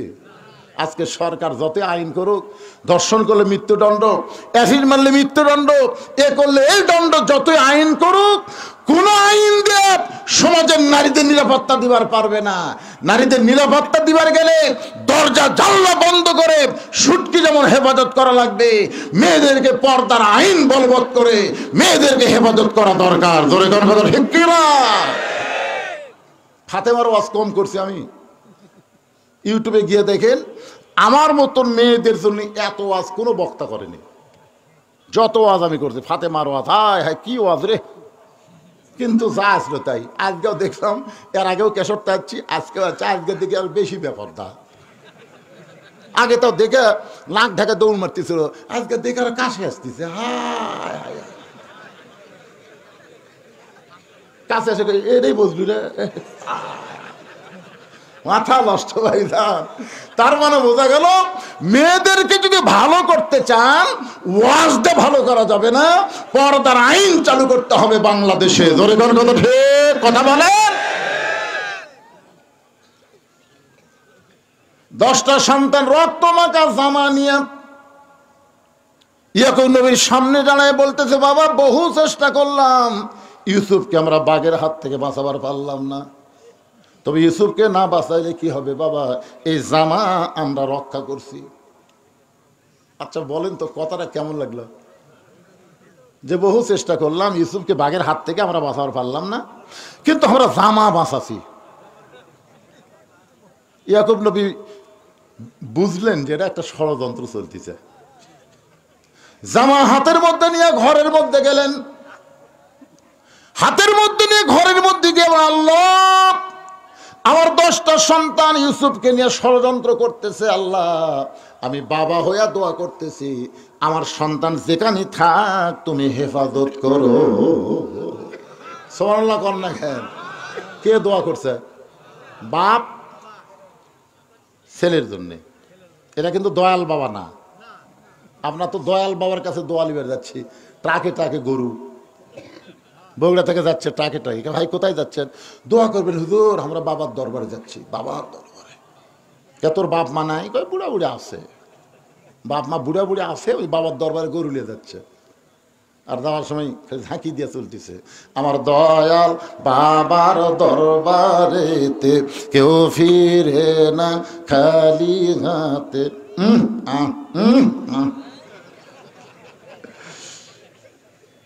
আপনারা বলেন তো, নিজের বাপ মাকে বুড়া বুড়ি কয়ে বাবার দরবারে গরু লিয়া যায়, এরা কি আসলেই ভালো না যাওরা?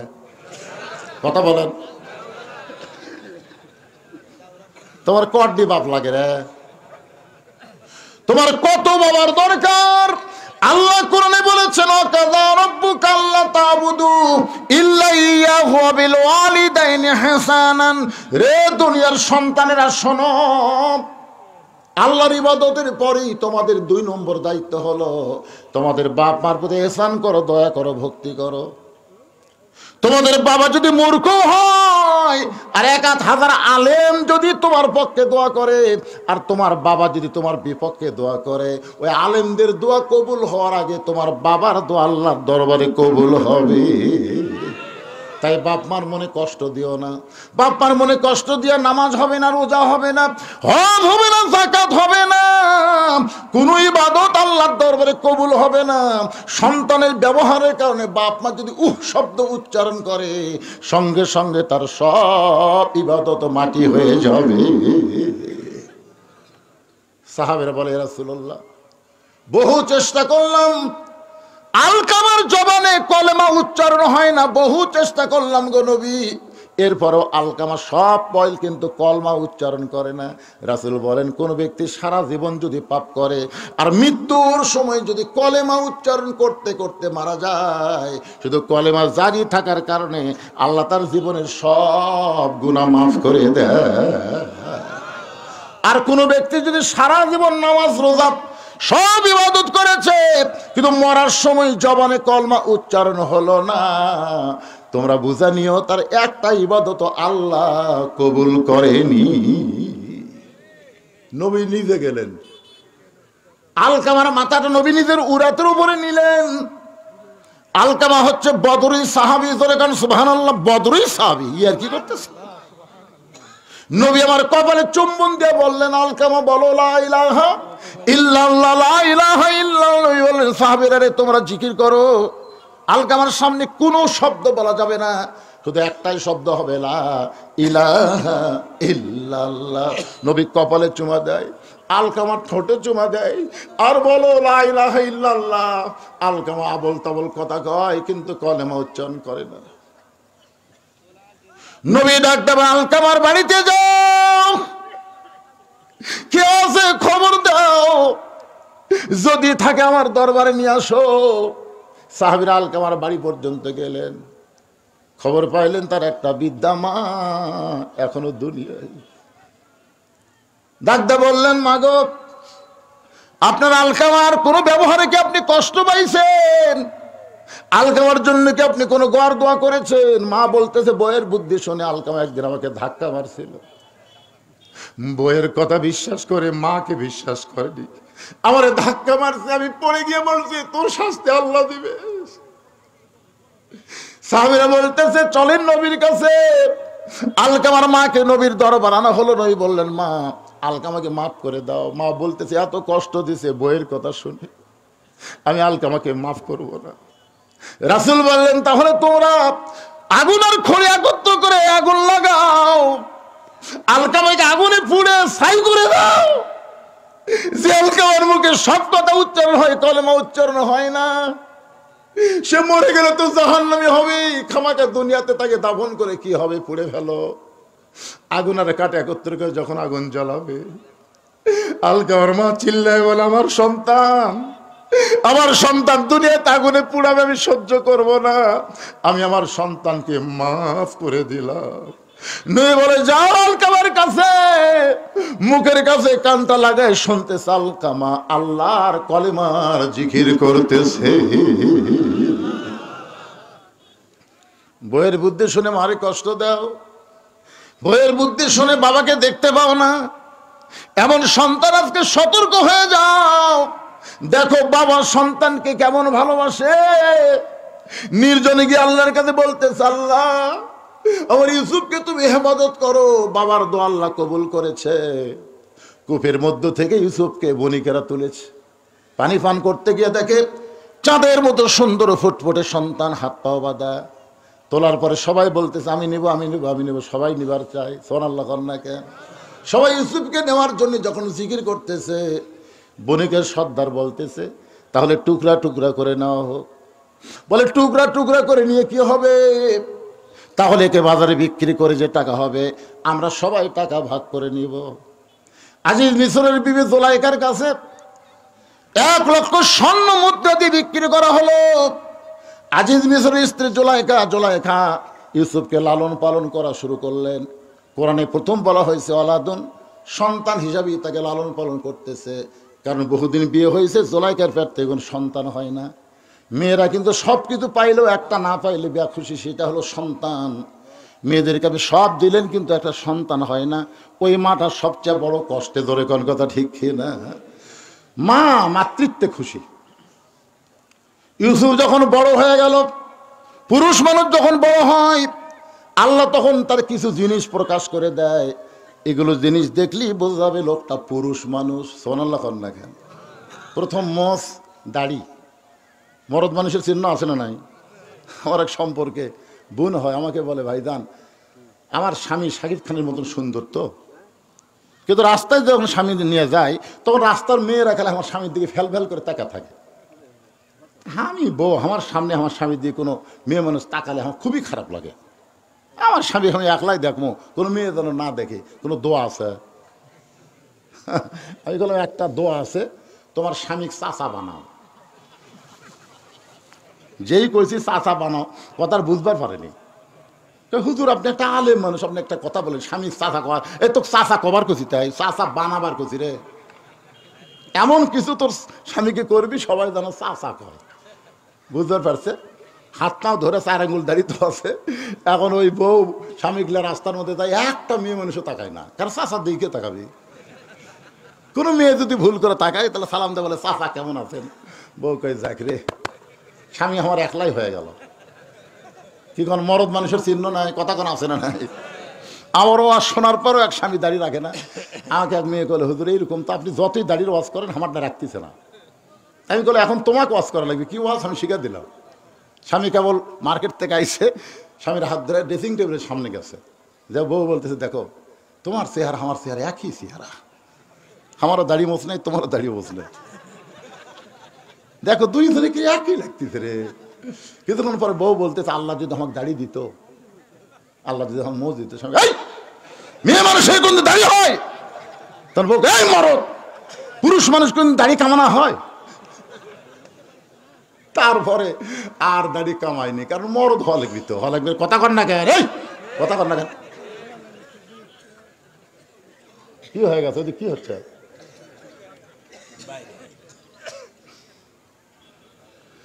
আল্লাহর বান্দার একটু মনোযোগ দিয়ে শুনবেন। ইউসুফের দিকে তাকায় জুলাইখা দেখতে পায় পুরুষ মানুষ। সুবহানাল্লাহ কোন? এতদিন সন্তান হিসেবে লালন পালন করেছে, এখন পুরুষ সত্য প্রকাশ পাচ্ছে। ছোট বাচ্চা নাবালক অবস্থায় পর পুরুষের কাছে একই বিছানায় রাখা যায়? জোরে কোন জায়েজ? পর পুরুষের কাছে বা যাদের কাছে একটা যুবতী মেয়ে মানুষ ঘুমানো যাবে না, তাদের কাছে নাবালক সন্তানকেও রাখা যাবে না। কারণ মিন শারিল ওয়াসওয়াসিল খান্নাস, একসময় শয়তান বলবে, মুখ হাতটা দেখবে আর তো দাড়ি মোছ কিছু নেই, তখন শয়তান একটা বিপদত ফেলে দিবি। দেয় কি দেয় না? কোন এরকম হয় না? তো এই জন্যে নাবালক একটা ছেলেকে একটা পুরুষের কাছে একই বিছনায় রাখা যাবে না। দুইটাই যদি বালক হয় তখন দুই ধরনের দাড়ি মোছ হচ্ছে, তখন শয়তান উঠে আসে মাঝখানে এসে কোনো খবরদারি করবে না। দাঁড়িয়ে মোছ উঠছে ইউসুফের। মিন শারিল ওয়াসওয়াসিল খান্নাস। জুলাইখার শয়তান বলতে, জুলাইখা আজিজ মিশর বুড়া হয়ে গেছে, কি তরতাজা যুবক, ইউসুফ তোর কে হয়? ইউসুফ তোর কে হয়? জুলাইখা বলে আমার সন্তান কোন পক্ষে? শয়তান বুঝাচ্ছে। কোন পক্ষের সন্তান? বলে কোন পক্ষেরই না। তাহলে আনন্দ কর। এই জন্যে পালক পুত্র ইসলামে জায়েজ করা হয় নাই। নবী একজনকে পালবার দিয়েছিলেন, তার নাম হলো জায়েদ। জোরে কার নাম কি? জায়েদের বউ যখন জায়েদ ছাইড়া দিলেন, বেটা তার বউ ছাইড়া দিলেন, আল্লাহ বলেন নবী গো, জায়েদের বউকে আপনি বিয়ে করেন। নবী বললেন আল্লাহ, দুনিয়ার সমস্ত মানুষ জানে জায়েদ আমার সন্তান, আমার সন্তানের বউকে কেমনি বিয়ে করব? আল্লাহ বলে এইটাই তো জানাবো, পালক পুত্র কোনোদিন পুত্র না, ধর্ম বাপ কোনোদিন ধর্ম বাপ না, ধর্ম মা কোনোদিন মা হতে পারে না। মা যিনি মা একটাই। ধরে কোন কথা ঠিক কি না? ধর্ম বাপ ধর্ম ভাই এগুলা জায়েজ, কথা বল না জায়েজ। পালক পুত্র মা যদি মারা যায় কবরে নেওয়া পারবে? একবারে বলেন না পারবে? আরো জোরে বলেন পারবে? এটা আমার ধর্মের ভাই, ধর্মের ভাই সুযোগ পাইলে হাত বাড়বে। এগুলো একটাও জায়েজ নাই আমাদের মধ্যে, এগুলো বানাই ধর্মের বাপ। একটু মনোযোগ দিয়ে শুনবেন। ইউসুফ, আল্লাহর নবী, জুলাইখা ওয়াসনা পাই ইউসুফের গায়ে কেবল হাত দিছে, নবী বুঝবার পারছে, চিৎকার করে বলতেছে জায়েজ নাই। জুলাইখা বলে কি জায়েজ নাই? ইউসুফ বলে এরকম হাত দেওয়া জায়েজ নাই। জুলাইখা দেখতেছেন সোজা আঙ্গুলে ঘি যখন উঠবেন আঙ্গুল বাঁকা করা লাগবে। আঙ্গুল বাঁকা করার জন্য ঘরের মধ্যে নিয়ে গেলেন, প্রত্যেকটা দরজায় তালা দেয়া চাবি জুলাইখার কাছে রেখে অন্দর মহলে গিয়ে বলিস সব দরজা বন্ধ করে দিয়েছি, জানলা বন্ধ করেছি, তুমি আর আমি, আমি আর তুমি ছাড়া কেউ নাই। আজকে আমার মনের বাসনা পুরা করতে চাই। ইউসুফ চোখের পানি বের করে বললেন ইন্নী আখাফুল্লাহ, আমি আল্লাহকে ভয় করি। সুবহানাল্লাহ ধরে কর না খায়। দরজা জানলা বন্ধ করে অকাম করতেছেন, মনে করতেছেন বাপ ঘুমাচ্ছে মাও ঘুমাচ্ছে, দরজা বন্ধ। এখন যদি অশ্লীল ভিডিও দেখি, দেখবি কে রে? কেউ না দেখলেও কে দেখে? আরো জোরে। জুলাইখা বলতেছে দরজা জানলা বন্ধ। ইউসুফ নবী বলতেছেন আমি আল্লাহকে ভয় করি, কেউ না দেখলেও আমার আল্লাহ দেখবে। জুলাইখা জোর করে যখন অন্যায় করতে চায়, ইউসুফ নবী মারছে দৌড়। জুলাইখা বলে লাভ নাই, কারণ তালা মারছি, চাবি আমার হাতত। চাবি কার হাতত? জুলাইখা বলে চাবি আমার হাতে, দৌড়ায় কোনো লাভ নাই। ইউসুফ চিৎকার করে বলেন নাসরুম মিনাল্লাহি ওয়া ফাতহুন করিব ওয়া বাশশিরিল মুমিনিন। চাবি ছাড়াই তালাগুলো খুলে যায়, সমস্ত দরজার তালা অটোমেটিক যখন খুলে যায়, শেষ দরজায় জুলাইখা এক দৌড়ে গিয়া ইউসুফের পিছনের কাপড় খামচে ধরছে। এত চেষ্টা করে মনের বাসনা পুরো করবো, তুই করতে দিবি না, তখন আমি ছাড়বো না। ইউসুফ আল্লাহর ভয়ে জামা ছিঁড়ার কথা চিন্তা না করে যখন চলে গেছে, জুলাইখা দেখলো এত কিছু করার পরে যখন ইউসুফকে বসে আনতে পারলাম না, তখন চলে গেছে রাজ দরবারে। আউলা ঝাউলা চুল, মেয়ে মানুষ ইচ্ছা করলে সই পারে না। কারেন্টের ফ্যান বন্ধ করে দিয়ে স্বামীকে বাতাস করতেছে।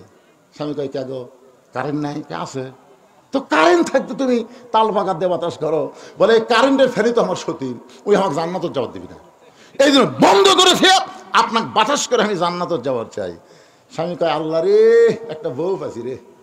কিছুক্ষণ পরে ডান হাতে বাতাস করে, বাম হাত দিয়ে স্বামী চোখের ভুরু টানতেছে, কপাল টিপতেছে।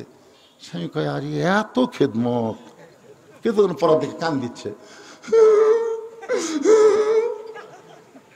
স্বামী কয়েছে কি হয়েছে? ওই না কান্দো কে? কান্দার কারণ হলো তোমার বুড়া বাপ, তোমার বুড়ি মা আমার কলজা জ্বলে গেছে। তুমি যখন ব্যবসা করবার যাও, চাকরি চাও, অফিসে যাও, তখন এই বুড়া বুড়ি আমার খালি থবে। এত কষ্ট করে আমি কেমনি আছি কলজা তুমি জানো? তাই কয় আর বাতাস করে। কলজা এই বুড়া বুড়ির সাথে যদি তুমি থাকবার চাও, তাহলে আমার বাপের বাড়িতে পাঠিয়ে দাও। আর যদি হামাকলে সোনার সংসার করবার চাও, সোনার, তাহলে ওই বুড়া বুড়ি বাদ দিয়ে আমাকে ভিন্ন হওয়া লাগবে। তুমি কি কবা কও, অমা আলাইনা ইল্লাল বালাক, মানে আমার যা ওয়াজ আছে তোমাকে শুনালাম, এখন তোমার ওয়াজ কি? সঙ্গে সঙ্গে স্বামী লাফ দিয়ে উঠছে, অবাসাইনাল ইনসান বিওয়ালিদাইহি ইহসানান হামালাতুহু উম্মুহু, আল্লাহু আকবার। লাফ দিয়ে উঠছে। বউ কই কি হলো, লাফ দিয়ে উঠলেন কেন? কই তুই কি ব্যাগ টুক গোছাছু না গুছা দেবো? কই ব্যাগ গুছা দিবেন মানে তুই বাপের বাড়ি যাবো না? তোর বাপের বাড়ি যা, তোর তো বেশিক্ষণ থোয়া যাবে না, তুই আল্লাহর গজব। আমার বাপ মায়ের বিরুদ্ধে কথা বলিস, তুই তো গজব, তোর তো বেশিক্ষণ থোয়া যাবি না রে। যা যা, খালি নয় তো 3 তালাক দে ফাটা মরে যা। তুই কোন গাড়ি যাবো? তালাকের গাড়ি ছোড়া বাপের বাড়ি যা। বউ দৌড়ে এসে স্বামীর পা ধরে বলতেছে, আপনার পরীক্ষা করলাম, আপনার পরীক্ষা করলাম, আপনি আসলে আল্লাহর ওলি। এবার ওলি হাসা কে? মেয়ে মানুষ কিন্তু আলা ভালা কালা বহু জানে, জানে কে জানে, কথা কন না কেন, জানে কে জানে না। আগামী বছর থেকে আমাকে দাওয়াত দিবার দিবি?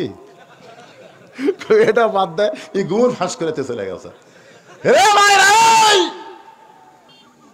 স্বামীদের কাছে তাদের বাপ মার বিরুদ্ধে কোনো ওয়াজ করো না। তোমার বাপের জন্য, তোমার মায়ের জন্য তোমার স্বামী কত কি করে একটাবার খেয়াল করে দেখো। তোমার বাপের জন্য কি করতেছে, তোমার মার জন্য কি করতেছে, আর তার মায়ের জন্য, তার বাবার জন্য তুমি কি করলে? বাংলাদেশ 70-80 জামাই তার শ্বশুর শাশুড়িকে ভালোবাসে, বাংলাদেশ 20 বৌমা তার শ্বশুর শাশুড়িকে ভালোবাসে না। ধরে কথা কর না কেন? এটা আমার বাপের, এটা আমার মায়ের, এটা আমার ভাইয়ের, খালি তোর 14 গোষ্ঠীর গল্প করিস কারা। এতে আমাদের আগামী 2 তারিখে 5 মেলা হবে। আমার বউ আমাকে বলতেছে, আমার এইগুলা মোবাইল করেন, 3-4 বার করে। আমি করবো না কেন? তুই তো একটা বার আমার গুলার কথা কইস না। তোর গুলার কথা ঠিকই কস।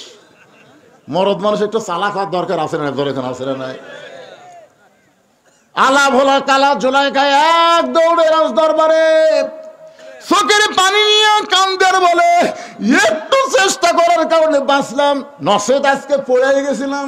সমস্ত বিচারক বলে, মা কি বিপদ? বলে, ইউসুফ আমাকে ধর্ষণ করবার চাইছিল, ইউসুফ আমাকে ধর্ষণ করবার চাইছিল। বহু চেষ্টা করে ইউসুফের হাত থেকে আমার ইজ্জতকে আমি বাঁচাইছি। সমস্ত বিচারক বলতে, মা কোনো টেনশন করেন না, অবশ্যই ইউসুফের বিচার হবে, কোনো টেনশন করেন না, অবশ্যই ইউসুফের বিচার হবে। আপনারা বলেন তো, জোলাইখা অভিযোগ করলো আর বিচারপতিরা বললো অবশ্যই বিচার হবে। এখানে তদন্তের দরকার আছে না নাই? যেরকম আছে না নাই? তদন্ত ছাড়াই বিচার। একটু মনোযোগ দিবেন। আমাদের বাংলাদেশে 15.5 বছর খালি থানাত অভিযোগ দিছে, তদন্ত না করায় সমান তালে বিএনপি জামাতের লোকজন ধরছে। তোর কথা ঠিক না? ময়নাটিয়া বউলে শুতিছে, বউলে কেবল শুতিছে, ইতিমধ্যে পুলিশ। ও বাবা রে, আমরা যদি এখন কিছু একটু বিরুদ্ধে কই, অনেকে কই হুজুরা ফেলে কাম পাইনি। এই কাম পাইনি মানে বাড়ির থাকতে দেয়নি, আলুর বাগুরের মধ্যে ঘুম পাড়া লাগছে। দরকার কথা ঠিক কিনা? কত কষ্ট করলাম, আর 2-1 কথা অ্যাঙ্গেলে বললি তোরকে কলটা বাজে কারা? কি কর? অভিযোগ, খালি অভিযোগ দিলে হবে, কোনো তদন্ত নেই।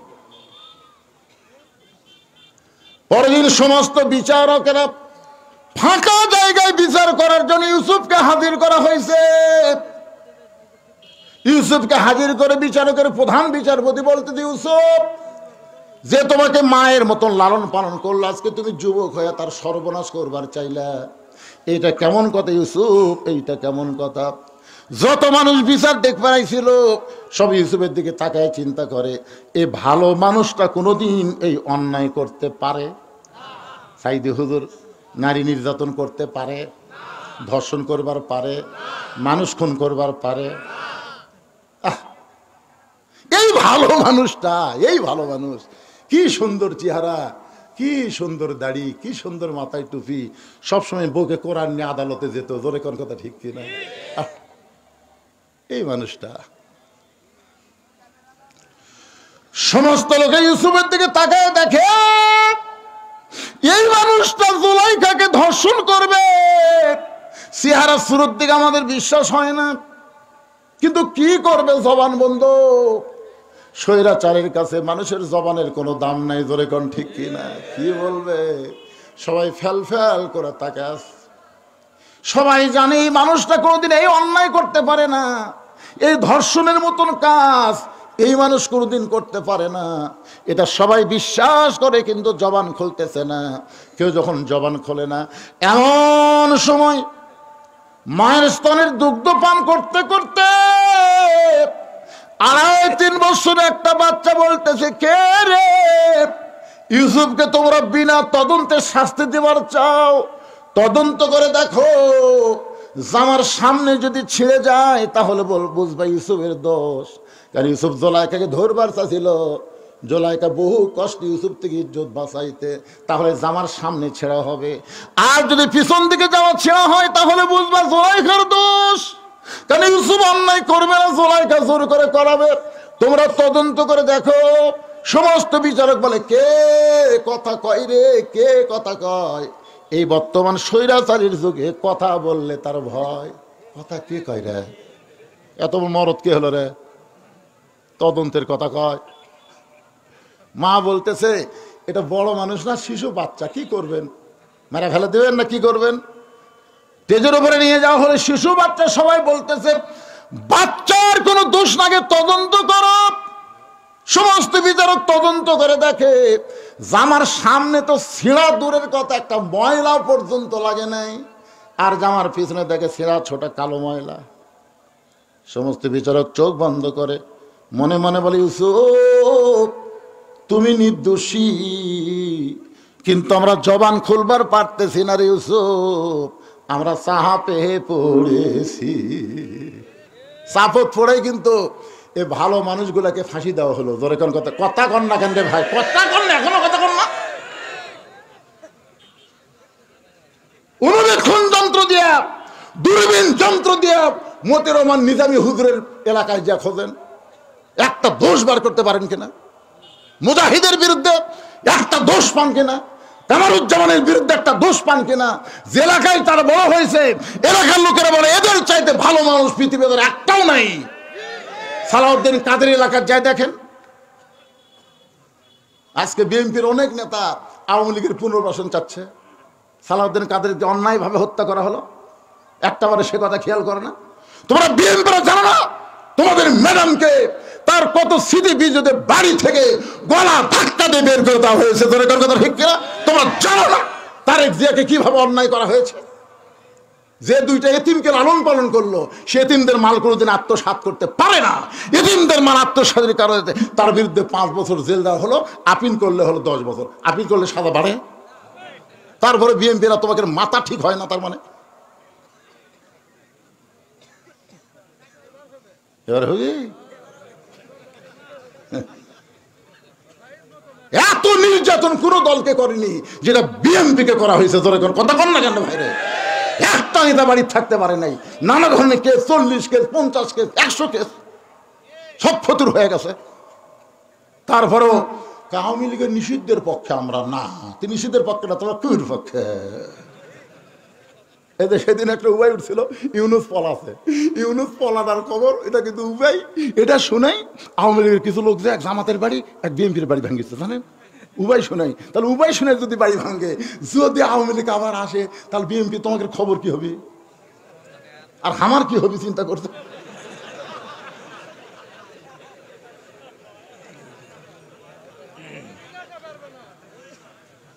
না যদি যদি কথা বোঝে না, যদি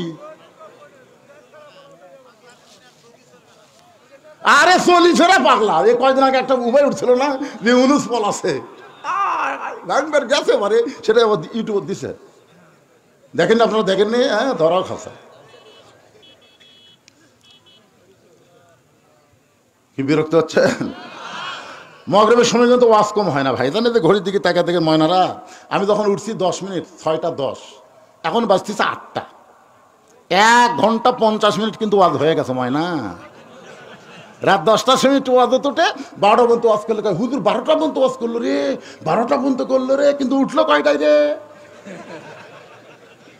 আর আমি যদি আজকে 8:30টায় শেষ করি, তাও কতগুলো তেল তালে বলবি এটা ওয়াজ হলো, তাহলে উঠলো আর নামলো, উঠলো আর নামলো। আরে কয়টা পর্যন্ত সেটা পরকার কথা, ওয়াজ কেবল মজিচ্ছে।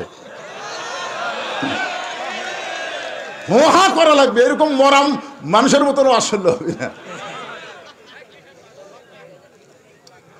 লিল্লাহে তাকবীর। মাগরিবের 3 রাকাত নামাজ কেমনে পাইলাম এইটা আপনাদের সামনে বলতেছি। কিছুক্ষণ পর আমাদের সামনে যে 4 রাকাত নামাজ আসতেছে, সেই নামাজটা হলো এশার নামাজ। জোরে বলেন কিসের নামাজ?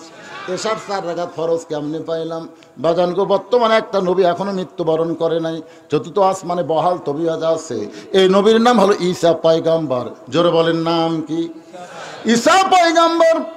আল্লাহ যখন দুনিয়া থেকে আসমানে নিয়ে গেলেন, ঈসা বলতেছে, আল্লাহ মানুষ দুনিয়াতে মরার জন্য যায়, কিন্তু আমার তো মৃত্যু হলো না, আমার খবর কি? আল্লাহ বলে, ঈসা তোমার মৃত্যু হবে, তোমার মৃত্যু হবে। ঈসা বলে, আল্লাহ চতুর্থ আসমানে কেমন মৃত্যু হবে? আল্লাহ বলে, ঈসা রে, চতুর্থ আসমানে তোমার মৃত্যু হবে না, তোমার মৃত্যু হবে দুনিয়ায়। ঈসা বলে, আবার নবী করে কবে পাঠাইবেন? আল্লাহ বলে, নবী করে না, তোমাকে বিশ্ব নবীর উম্মত করে দুনিয়াতে প্রেরণ করা হবে। সঙ্গে সঙ্গে ঈসা নবী এক নিয়তে 4 রাকাত নামাজ আদায় করে। আল্লাহ বলে, ঈসা রে, এই 4 রাকাত নামাজ আদায় করার কারণ কি? ঈসা বলতেছে, আল্লাহ আপনি আমাকে নবী করে দুনিয়াতে পাঠাইছিলেন, আমি তেমন খুশি হতে পারি নাই, কিন্তু বিশ্ব নবীর উম্মত করে দুনিয়াতে প্রেরণ করবেন, এই খুশিতে শুকরিয়া স্বরূপ 4 রাকাত নামাজ পড়ে আপনাকে শুকরিয়া জানাই। আল্লাহ বলে, নবী গো, এই ঈসা নবীর 4 রাকাত নামাজ আমার এতই ভালো লাগলো, আপনার উম্মতের জন্য এশার 4 রাকাত ফরজ হিসাবে দিয়া দিলাম। আপনার উম্মতেরা এশার 4 রাকাত ফরজ নামাজ যখন জামাত আদায় করবে, ঈসা নবীর সমপরিমাণ সওয়াব আমি আল্লাহ দিয়া দিব।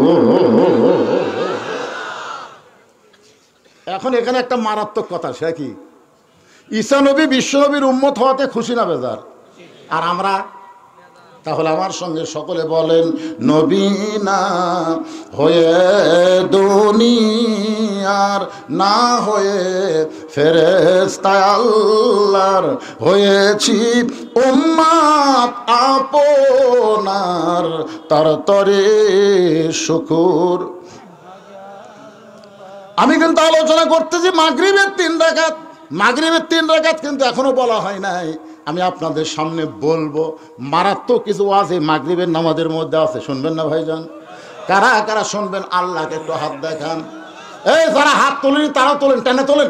লিল্লাহি আকবার। হাত নামান। মাত্র 10টা মিনিট আপনাদের একটু ধৈর্য ধরা লাগবে।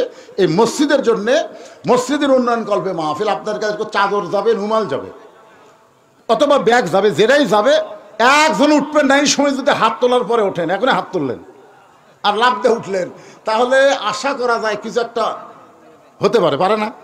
কি হবে? হয়তো দেখবেন আপনার উঠে পর পারতেছেন না, আপনি দাঁড়াবার পারতেছেন না, প্যারালাইসিস হয়ে গেল। কি করবেন? চাচা,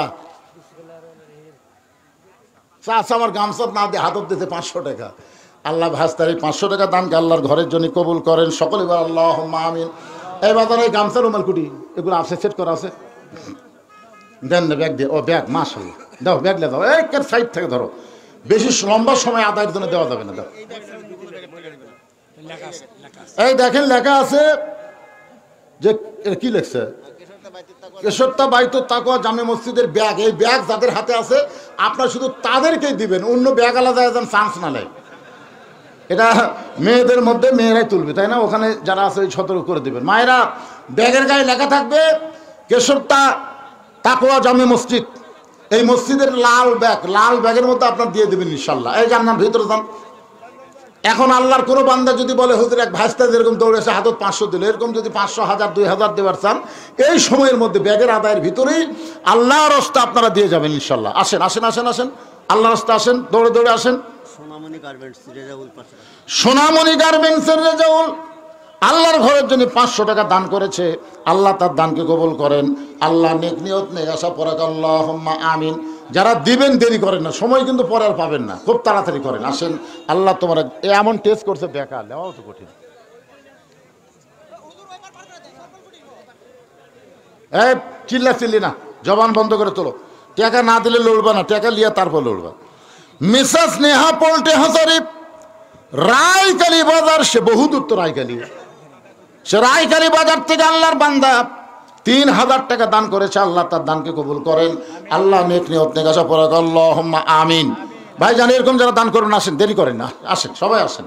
সবাই তো আর গামছার মধ্যে দিবেন না, হাতে দিবেন, তারা ইনশাল্লাহ চলে আসেন। আজকের মাহফিলের প্রধান অতিথি আসে নাই, নাম কি?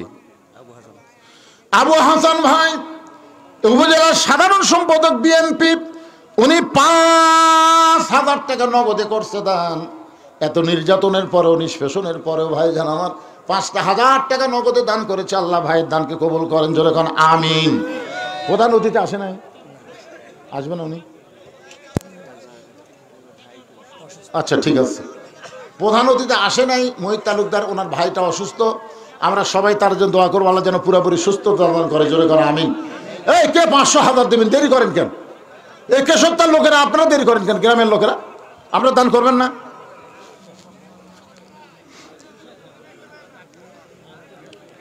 সবাই দেন, সবাই ব্যাগের মধ্যে দেন আর জিকির করেন লা ইলাহা ইল্লাল্লাহ, লা ইলাহা ইল্লাল্লাহ, লা ইলাহা।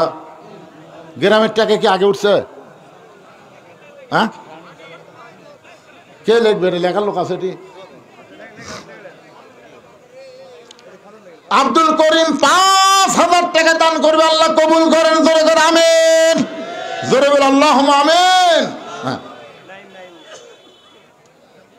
তা আব্দুল করিমের সাথে আজকের মাহফিলের সহসভাপতি আপনি, সভাপতি, আর ওটা সহসভাপতি। তো সভাপতি কোন একটা কিছু কোন দিছেন? তা আগে যদি দিয়া থাকে তাহলে আবার ঠিক না, দিয়েছে আবার দিবেন কোন, কি দিবেন সে লেখালেখ। একজন আল্লাহর বান 300 টাকা দান করেছে, আল্লাহ কবুল করেন। আব্দুল করিমের ভাই নুরুল ইসলাম 2,000 টাকা নগদে করছে দান, আল্লাহ তার দান কবুল করেন। আল্লাহ নেক নিয়ত নেক আশা পড়া আল্লাহুম্মা আমিন। এই পিছনে উঠলেন কেন? এই যে ব্যাগলে আদায় করতেছে, আদায়তে সহযোগিতা করেন, উঠবেন কেন? সহযোগিতা করেন আপনারা। টাকা চাইলে উঠে যাওয়া লাগবে, কুটি যাবেন, প্রত্যেক ধাপে ধাপে কবরের দিকে যাওয়া লাগবে।